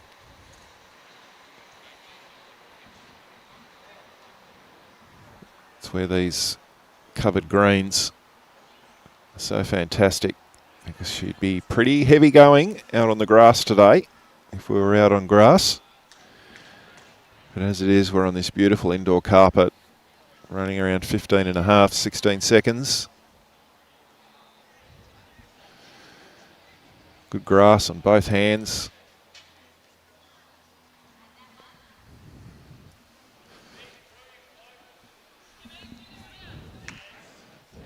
We're just looking at the length, whether Jodie's happy with it.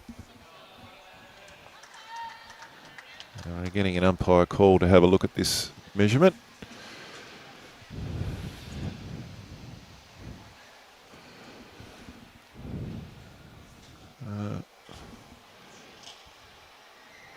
Could be touch and go.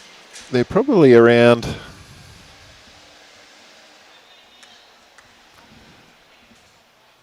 5 feet from the minimum mark. The mat is. Putting my money on that, it's probably just in.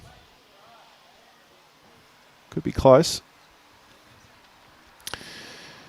One of the legends of our sport there, bringing the tape out, Beck Van Ash, fellow Tasmanian.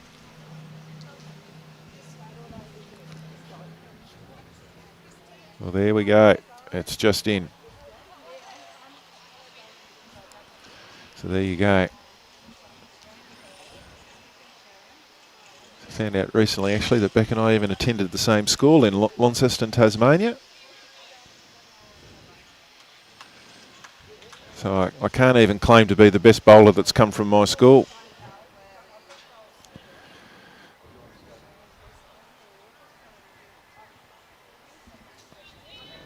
Beck well and truly has that title. One of the best we've had.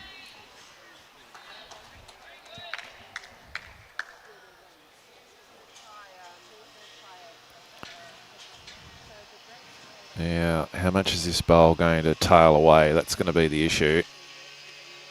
And a little bit runny. So, keeping with the short ends.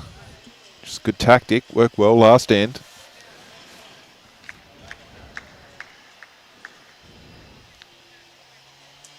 So if Jodie can adjust here.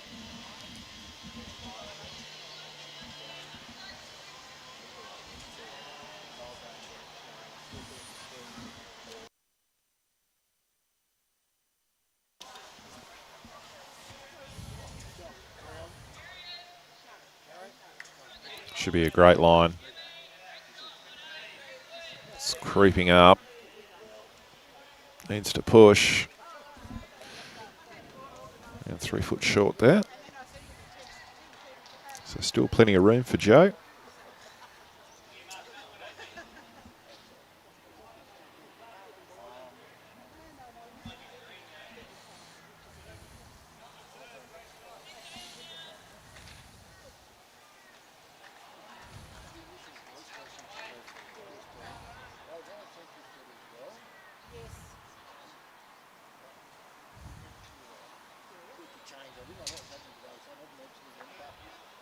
Ooh, might have done enough, has. Still lots of room though for Jodie.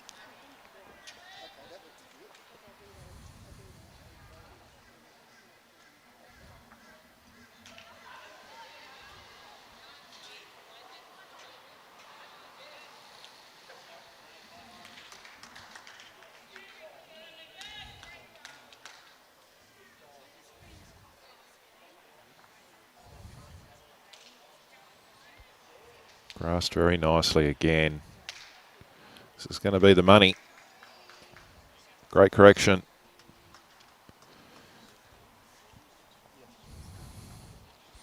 With only 3 ends to play, really probably needs to win this end.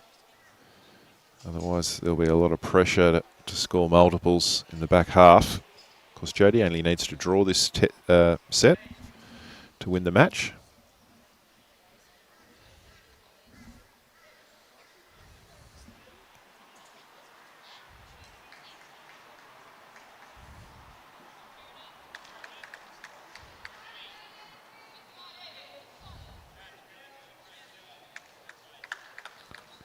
We'll need to get a result here. Unfortunately, it's not going to be a good one. That really hurts.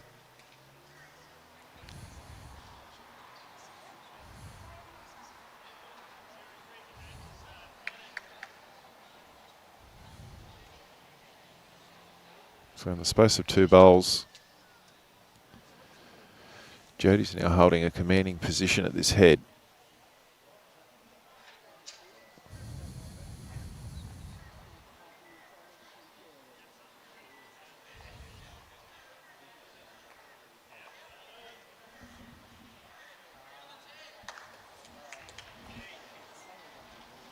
Just popping around the back, won't be wasted there. Is there a bit of insurance? Not sure that Jo probably would have attacked that head anyway. Haven't seen a lot of her bowl, but I'm not sure that she sort of possesses a heavy weighted shot. Kelsey alluded to the fact that she's fairly new to the sport. So there'd be aspects of her game that she's still working on and getting confident with.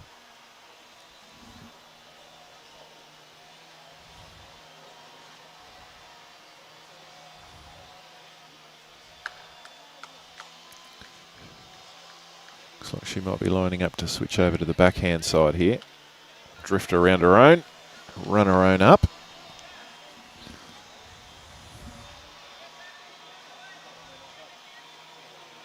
She holds a 3-shot advantage, so she'll be wanting to try and get as close as she can here. Make it difficult for Jodie to add a third.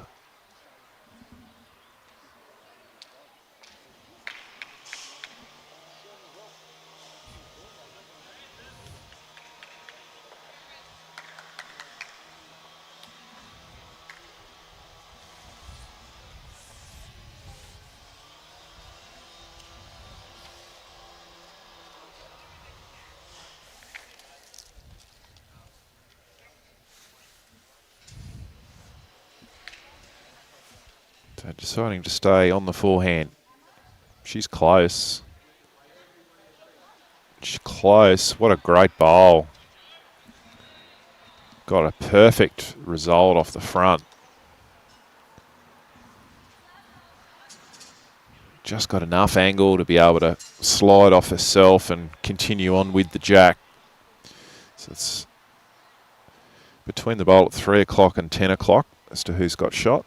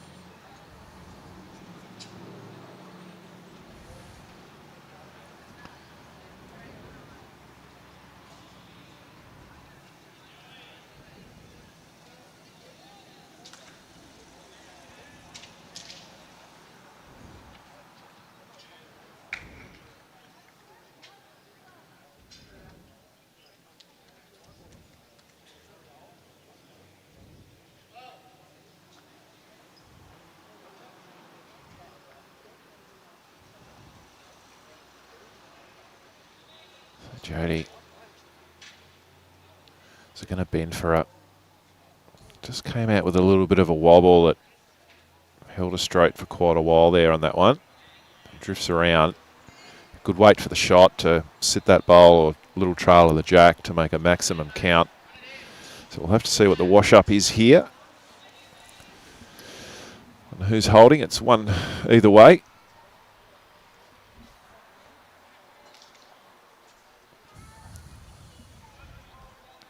We're about to find out.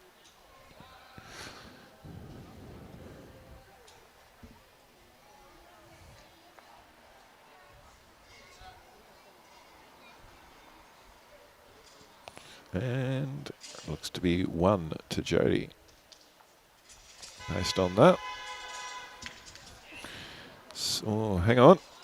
We didn't quite have the tape right, so maybe it's a lot closer than we thought.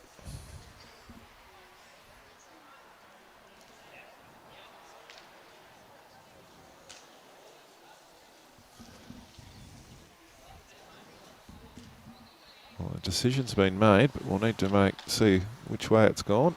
Looks like it's, yep.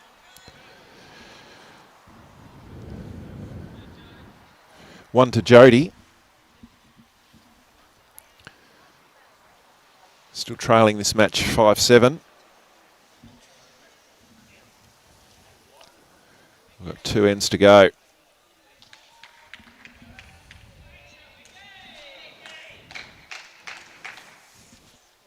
So it looks like we might have some newish people watching the broadcast today. Great to have you checking out the action. You absolutely don't need to be over 70 to play this game. It's a game for everyone. And caught any of the action over the last 3 days, you'll see some of the rising stars of the sport in Australia.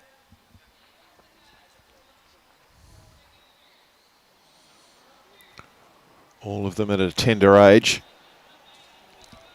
Well, compared to me, they're at a tender age anyway.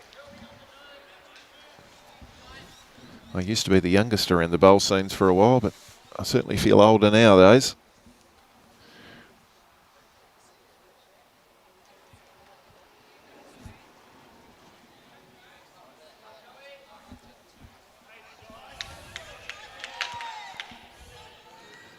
So Jodie just needs to win the next 2 ends. 2 singles, gets her a drawn set, and that's good enough.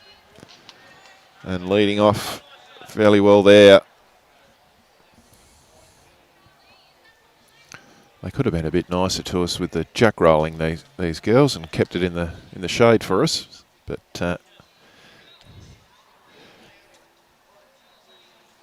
good starter from Jodie.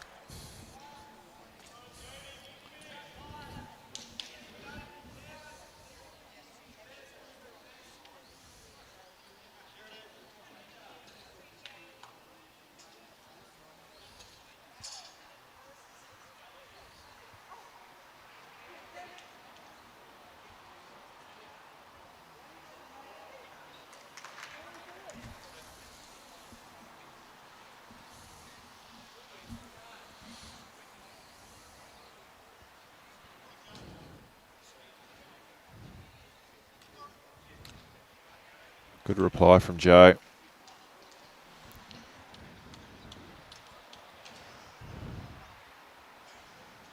Both bowls jack high.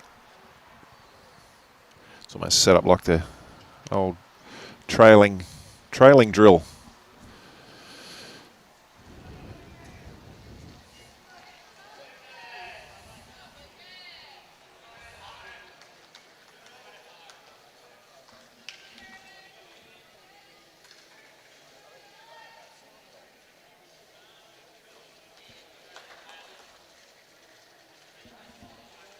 Who wins this end could well decide whether we go to a tie break or not. Any score for Joe is going to give her at least an advantage of 3 going into the last end, which would be nice for her. Well, Jodie's let her in here.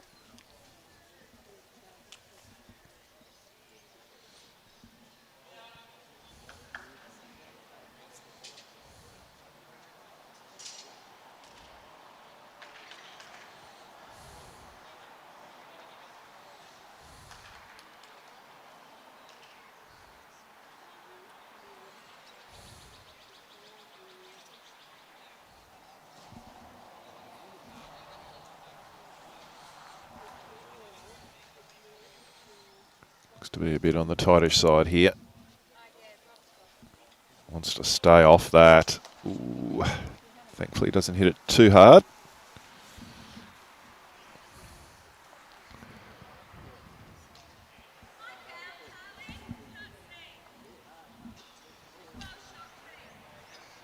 So we've been asked who's holding.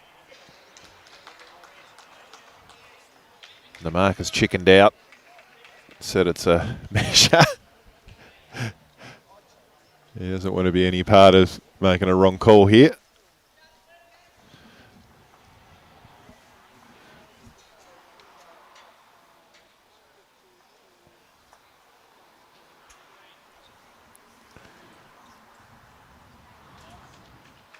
Daryl Hughes saying, from what I've seen, the youngsters are coming on strong, and yeah, they certainly are, Daryl. And the truth of the matter is there's probably another 50 underneath these guys that aren't, you know, that far off them either. So the depth in Australian bowls is terrific. Jodie gets a lovely result onto the front. So it takes the measure out of it.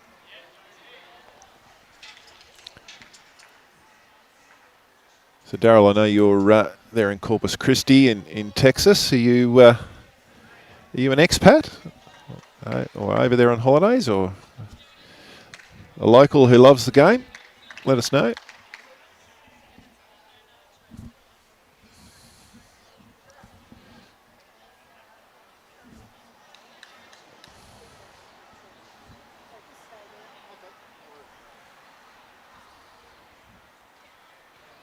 So a change of hands here for Jo.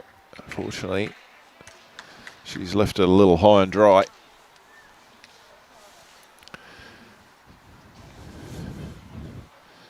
Jodie with an opportunity here. She can play just over draw weight. She gets to the inside of that bowl at 3 o'clock. Turns it out once. She guarantees herself 3.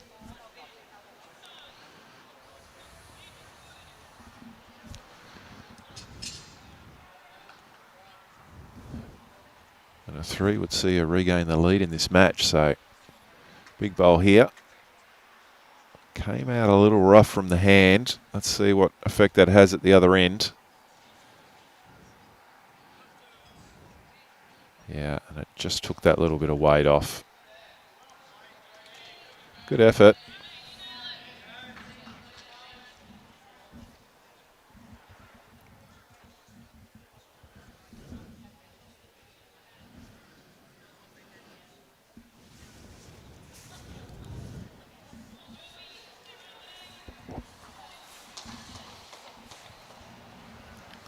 Jo having a good think about what she's going to do here.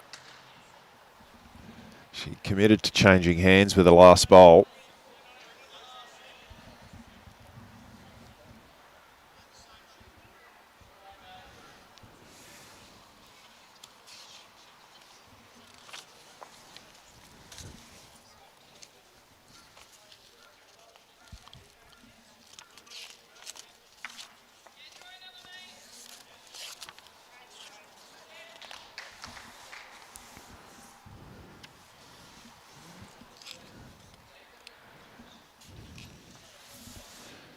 Gets under the front. Oh, does not want to turn that. Ooh, might already be 2 anyway, but we'll wait for confirmation. Of course, our marker didn't want to commit to who was holding second.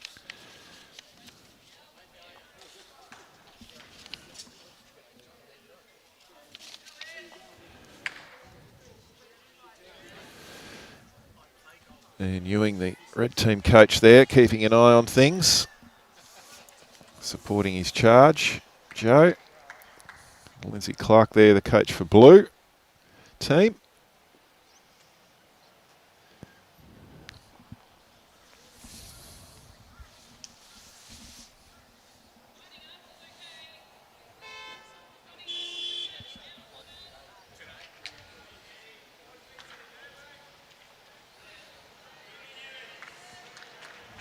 Well,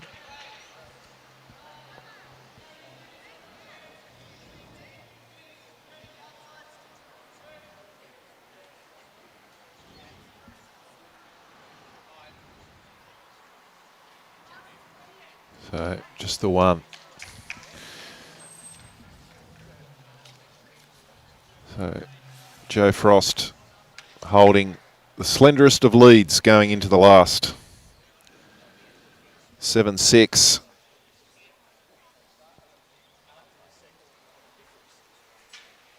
It's a simple equation here for Jodie. She just needs to win the end. She wins the end, she wins the game.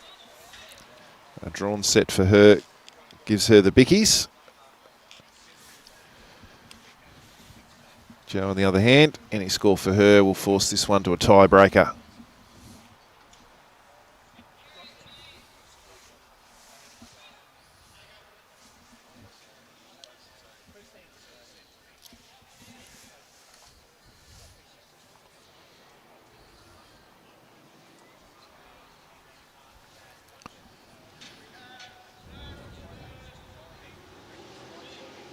Jodie in the blue team.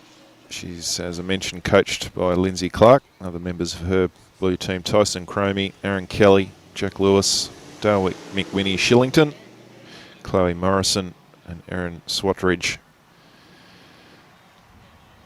And Joe Frost, part of the red team, which includes Samantha Atkinson, Sheridan Bodnar, Joseph Clark, Joanne Frost, of course, and Jacob Nelson, Samantha Nerona and Cooper Whitestyles, led by Ian Ewing.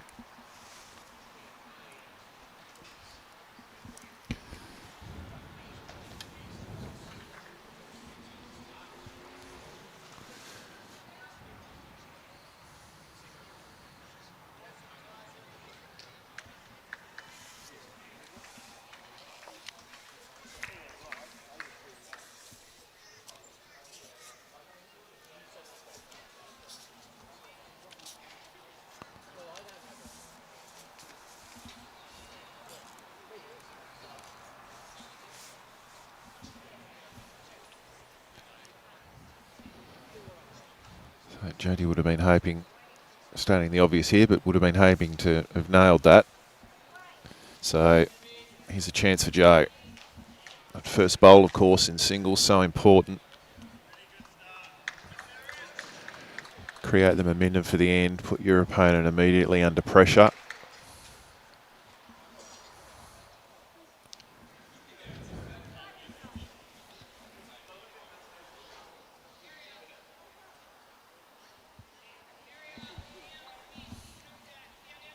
So both players leaving this head open at this stage.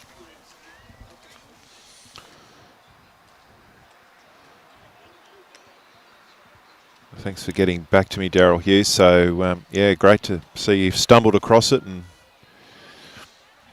it's one of the great parts of getting our game out there in the world is exposing it to new people.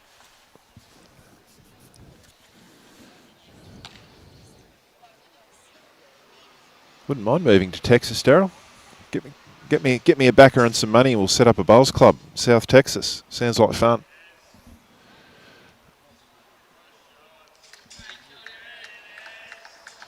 Morning to Robin Miller, watching from Willow Tree. Okay, so still open. No one's landed the killer blow as yet.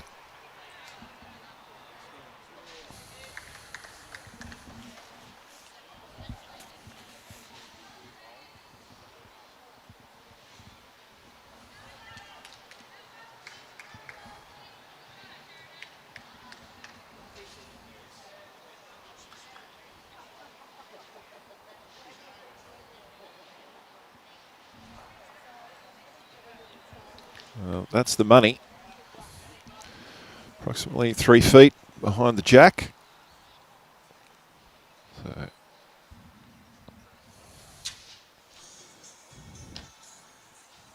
Jodie's weight was good with the last. So she just needs to adjust that line.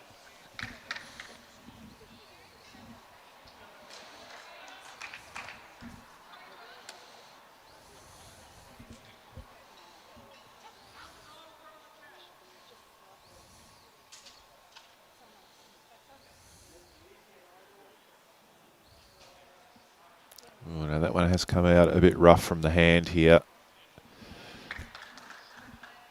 It's going to result in a bowl that's a bit high and dry. So, Jo, big opportunity here.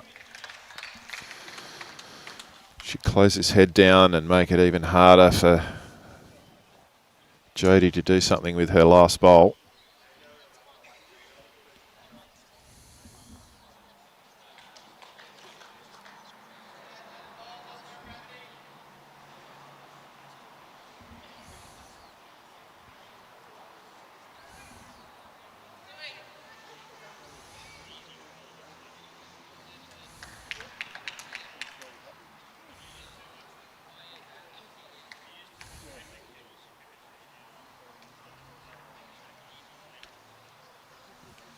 Well, it's there for Jodie. She's good enough. She has 3 foot of room here.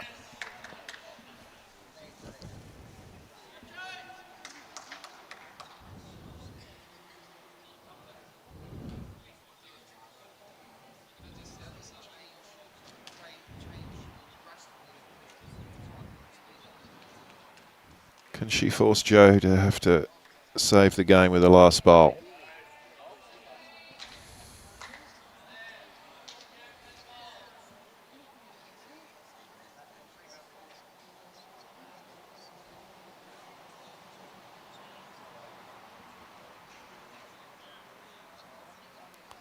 Certainly a lot better line.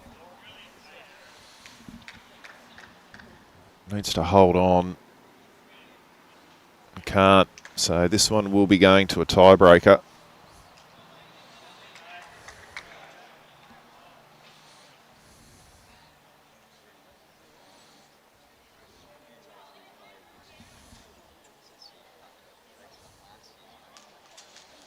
I'm sure the marker will confirm that Jo is holding one.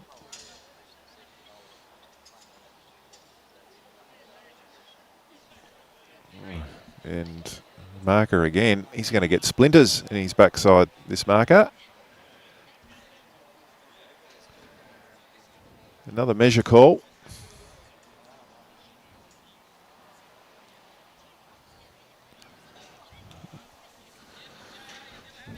I would have thought it was quite comfortably the bowl behind the head that's holding.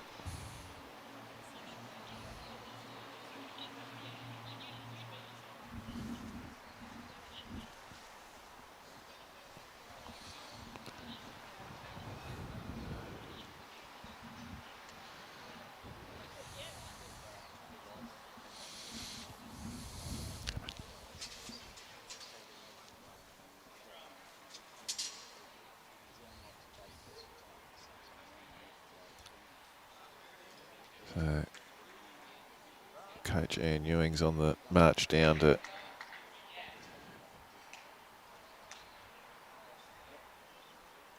potentially have a chat with Jo here.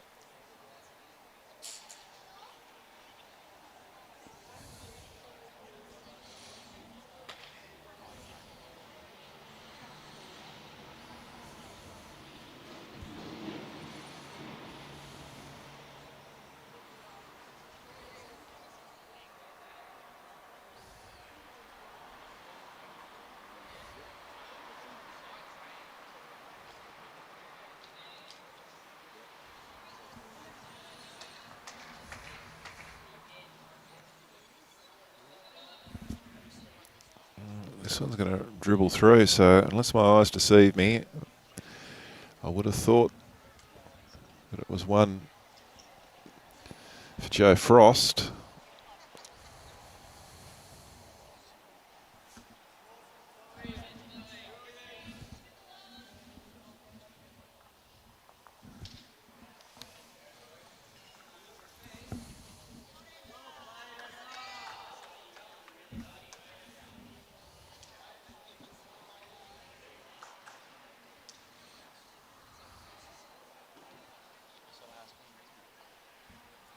I'm just working out if we're going to go to a tiebreaker here or not.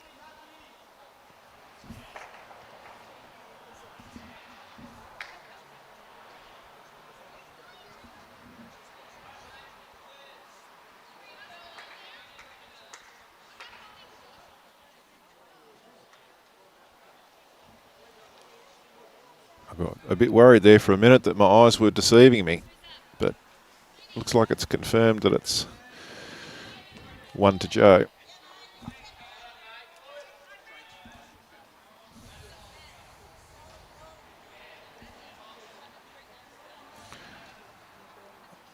I think the girls are just clarifying the process from here, but they will be required to retoss or roll a bowl to decide who wants to take the mat. Play a 3-end tie break to decide this one.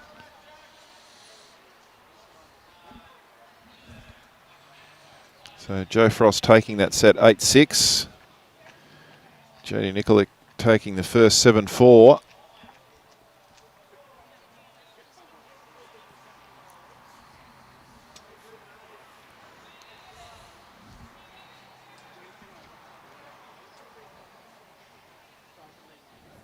It's a good fight back from Joe Frost in that set.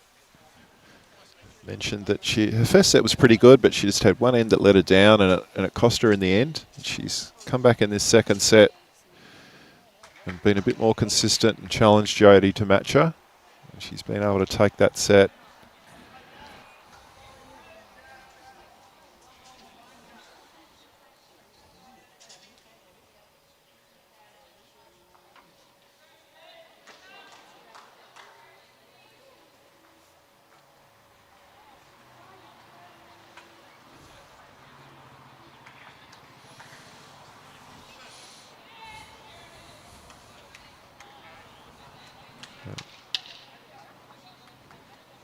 So it looks like Jodie will be rolling the jack, decides the length here. So it's not a sudden death tie break, it is a 3-end tie break.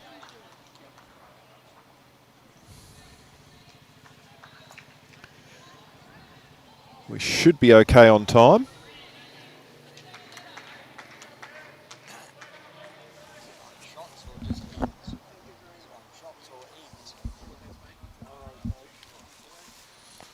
Just confirm I'll have a look at the conditions of play here, whether it's shots scored on the 3 ends or it's who actually wins the ends. I'll check that for you and clarify that shortly.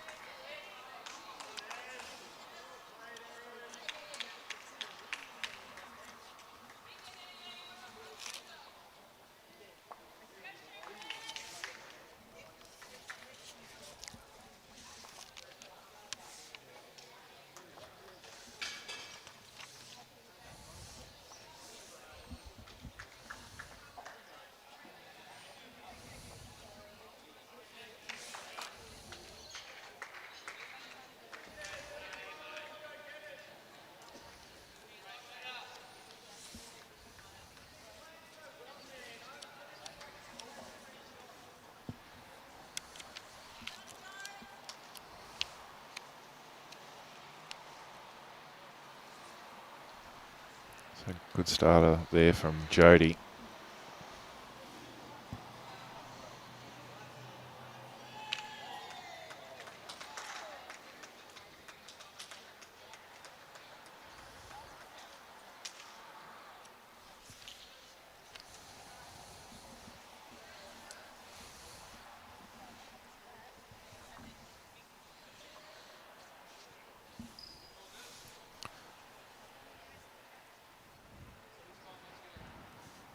So both ladies with reasonable starters here on this first of 3 tiebreaker ends.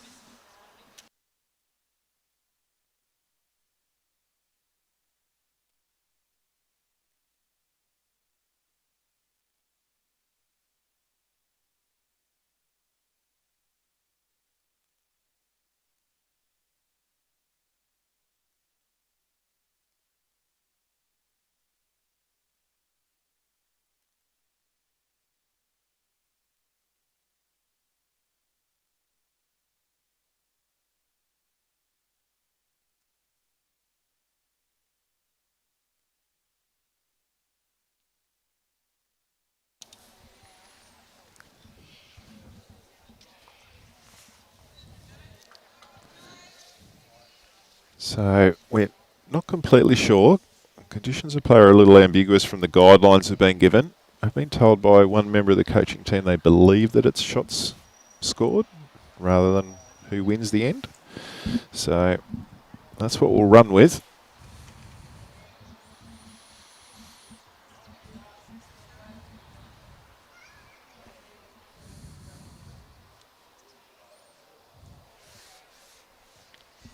So nice little avenue here for Joe to draw down. Would look good from the mat. Unfortunately, he leaves it a little short. So great opportunity here now for Jodie.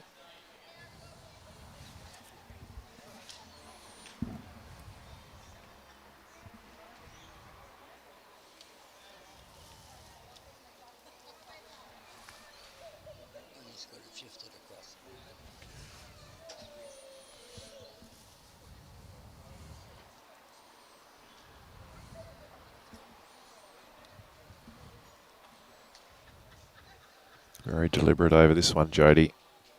She wants to make this one count.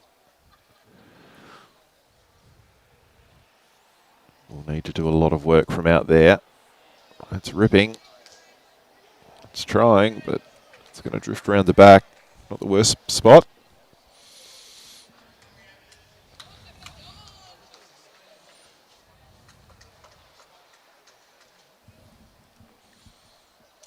Joe needs to give this one a chance now. Drop short with a second bowl, so needs to make sure she's just arriving with this one. The old adage, luck happens when you arrive at the head, is very true.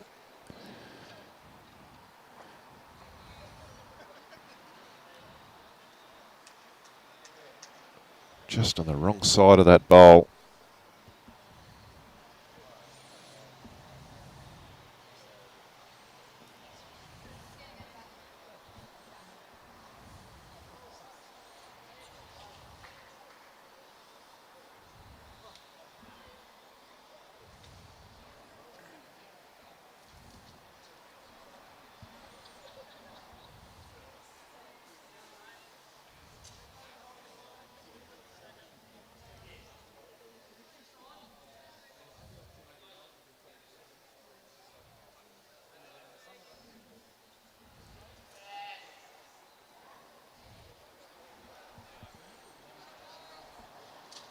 Tracking in nicely. Just hangs around. Oh, it's fallen out, but it's really hard to see with how bright that sun is there. It could well be 2. It's potentially even 3.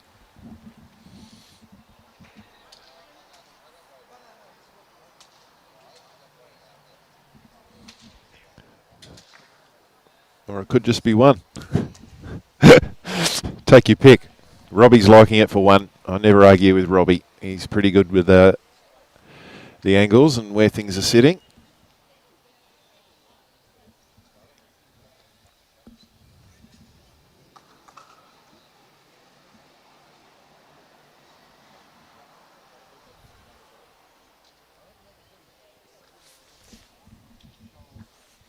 Well, I'm hoping for Joe's sake that Robbie's right and it is only 1, because if it's 2 or 3 here,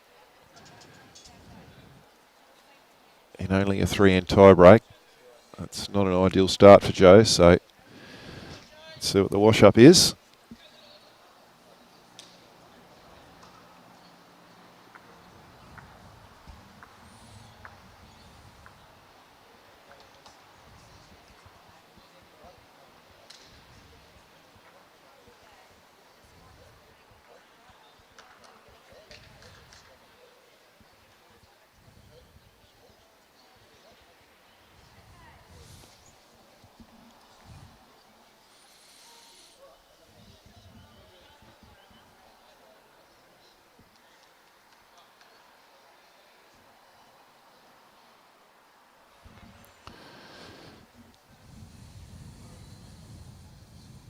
Well, there we go.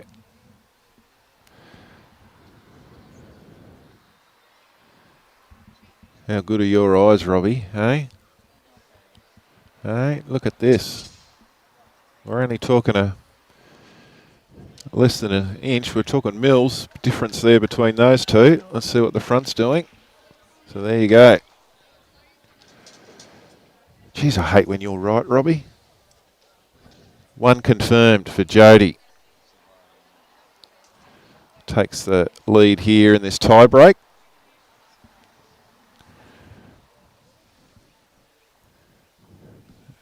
And importantly, she gets to control the mat too. That has been a factor in this game. In the last set, Jo worked her way in with delivering shorter ends. So this enables Jodie. Oh dear, is she going to keep this jack on? No, she's not. So could that be a big moment in the game? Because we've seen Jo roll a shorter jack and consistently outdrawing Jodie on the shorter jack. And as expected, she's brought the mat right up. We spoke earlier in this game around the importance of jack rolling. Time will tell if that plays an impact on the result of this game.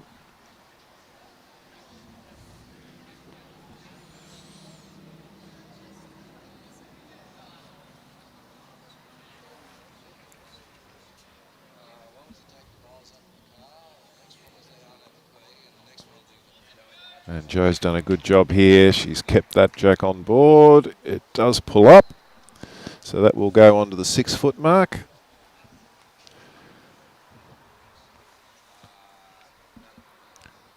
Well, Daryl's informed me there's definitely not a green in Texas. So there's our business opportunity, Daryl. Let's tie it in with a barbecue pit, a mechanical bull, a saloon bar, and a nice undercover green. Happy to come over and help run it. Be great fun. Not the mechanical bull, but the barbecue pit and the bowls would be good.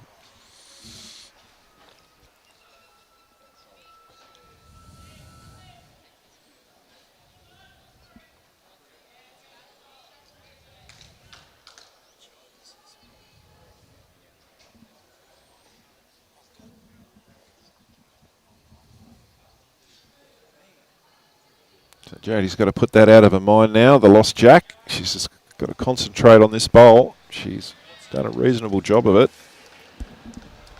Pulling a little bit short, but it's only 2 feet.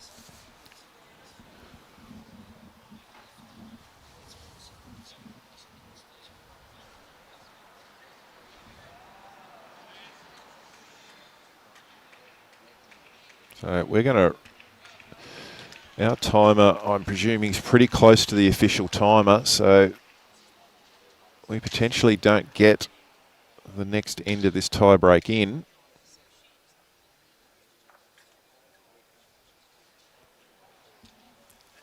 So this could well be the last end. Well, it will be, because there's no way they're going to get this completed in a minute if our timer's right. We'll now hope Jo's okay. She's just had a little fall there. Yep, she's okay. Good.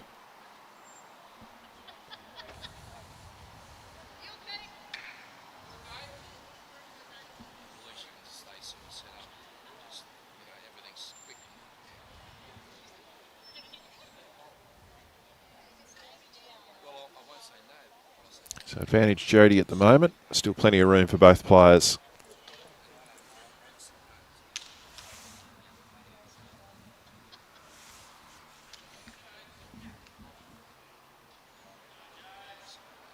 Tracking nicely. Just wants it to hurry. Yeah, great bowl. The blue team's right in behind her too. The blue team on adjacent rinks, they've finished up and they're watching on.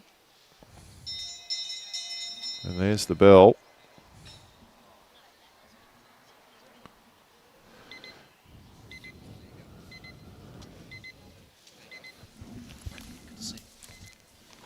So this will be the final end.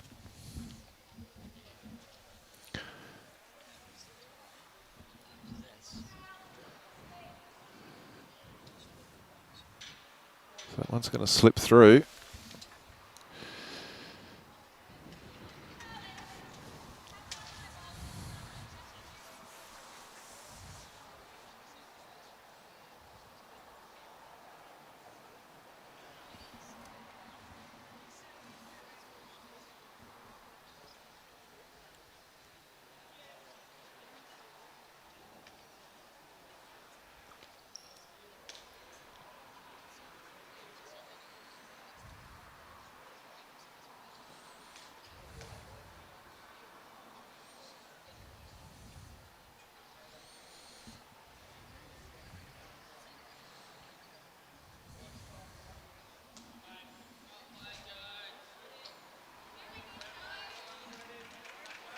Jodie floats around the back. So second last bowl here now for Jo Frost.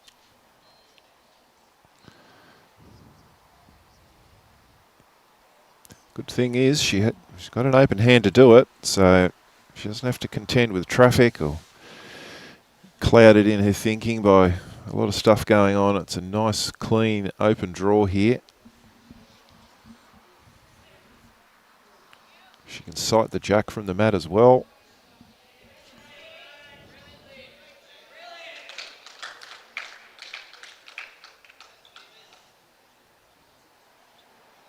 That's all on the weight here. Line's great. Needs to pull up. Can't get it to.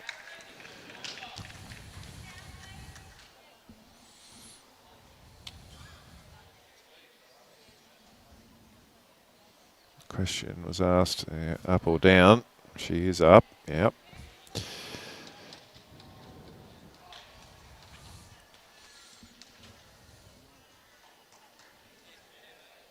Both players knowing that this is the final end, so they're both taking their time now and having a look at what's happening. So, of course, multiple teams playing for each of the colours, so all of those results matter.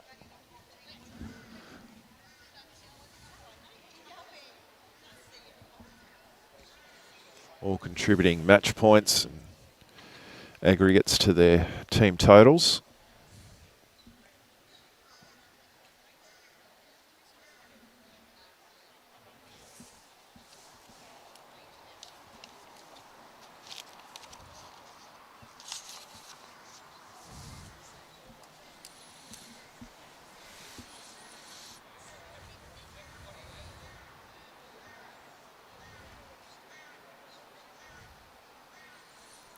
Regardless of what happens here, Jo's going to have to draw the shot to win the game.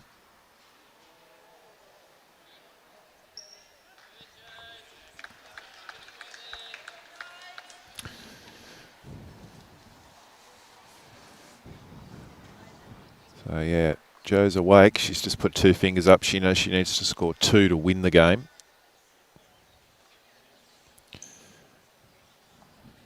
A draw.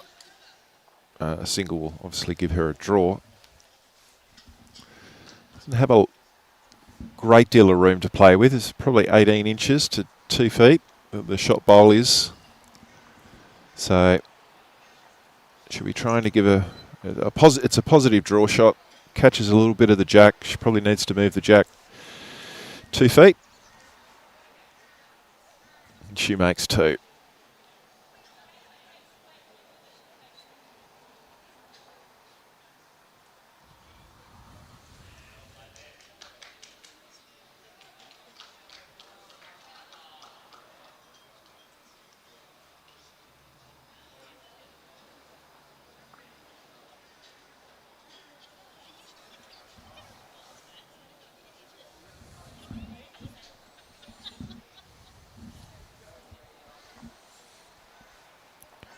So JR and Jo there, deep in conversation.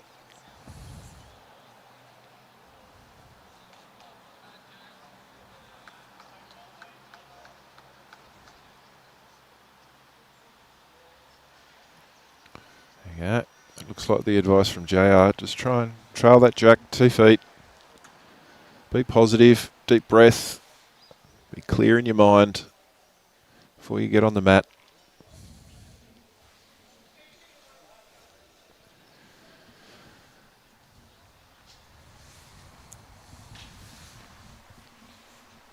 So it comes down to this final bowl.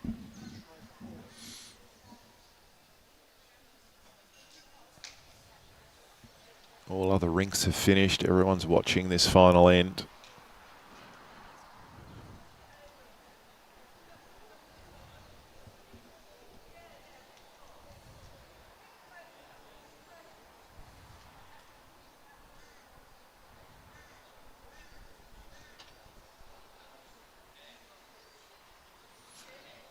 It's coming. It's coming. Can she get hold of that jack? Can she get it? She does. What a bowl. Magnificent bowl. Well, cool as a cucumber. Kelsey Cottrell spoke with us earlier in the day that this would be the first time these ladies have played on live stream with this much pressure. They're fairly new to the game, and what a pressure bowl from Jo Frost. Picking up 2 to take the match in a thrilling sets play game here. Jodie Nikolic taking the first 7-4. Jo Frost bouncing back and taking the second set. And then here, with time run out, needing to do it all with the last bowl,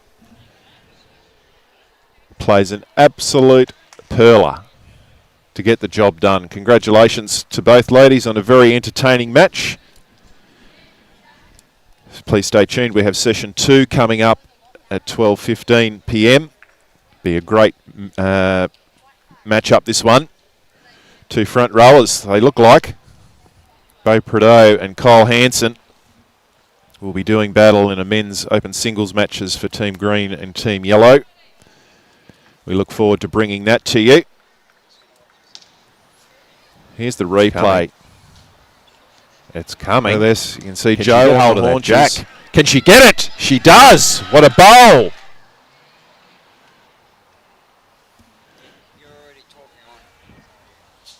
So magnificent. Magnificent display. Well, it's been a pleasure on behalf of the Gold Coast Tweed Media team to bring you the morning session. We look forward to having you join us this afternoon for some terrific bowls. We'd like to thank the Australian Institute of Sport, Commonwealth Games, Australian Association, the Australian Jackaroos, and of course Bowls Australia for the coverage.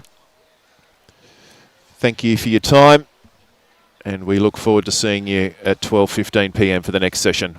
Farewell.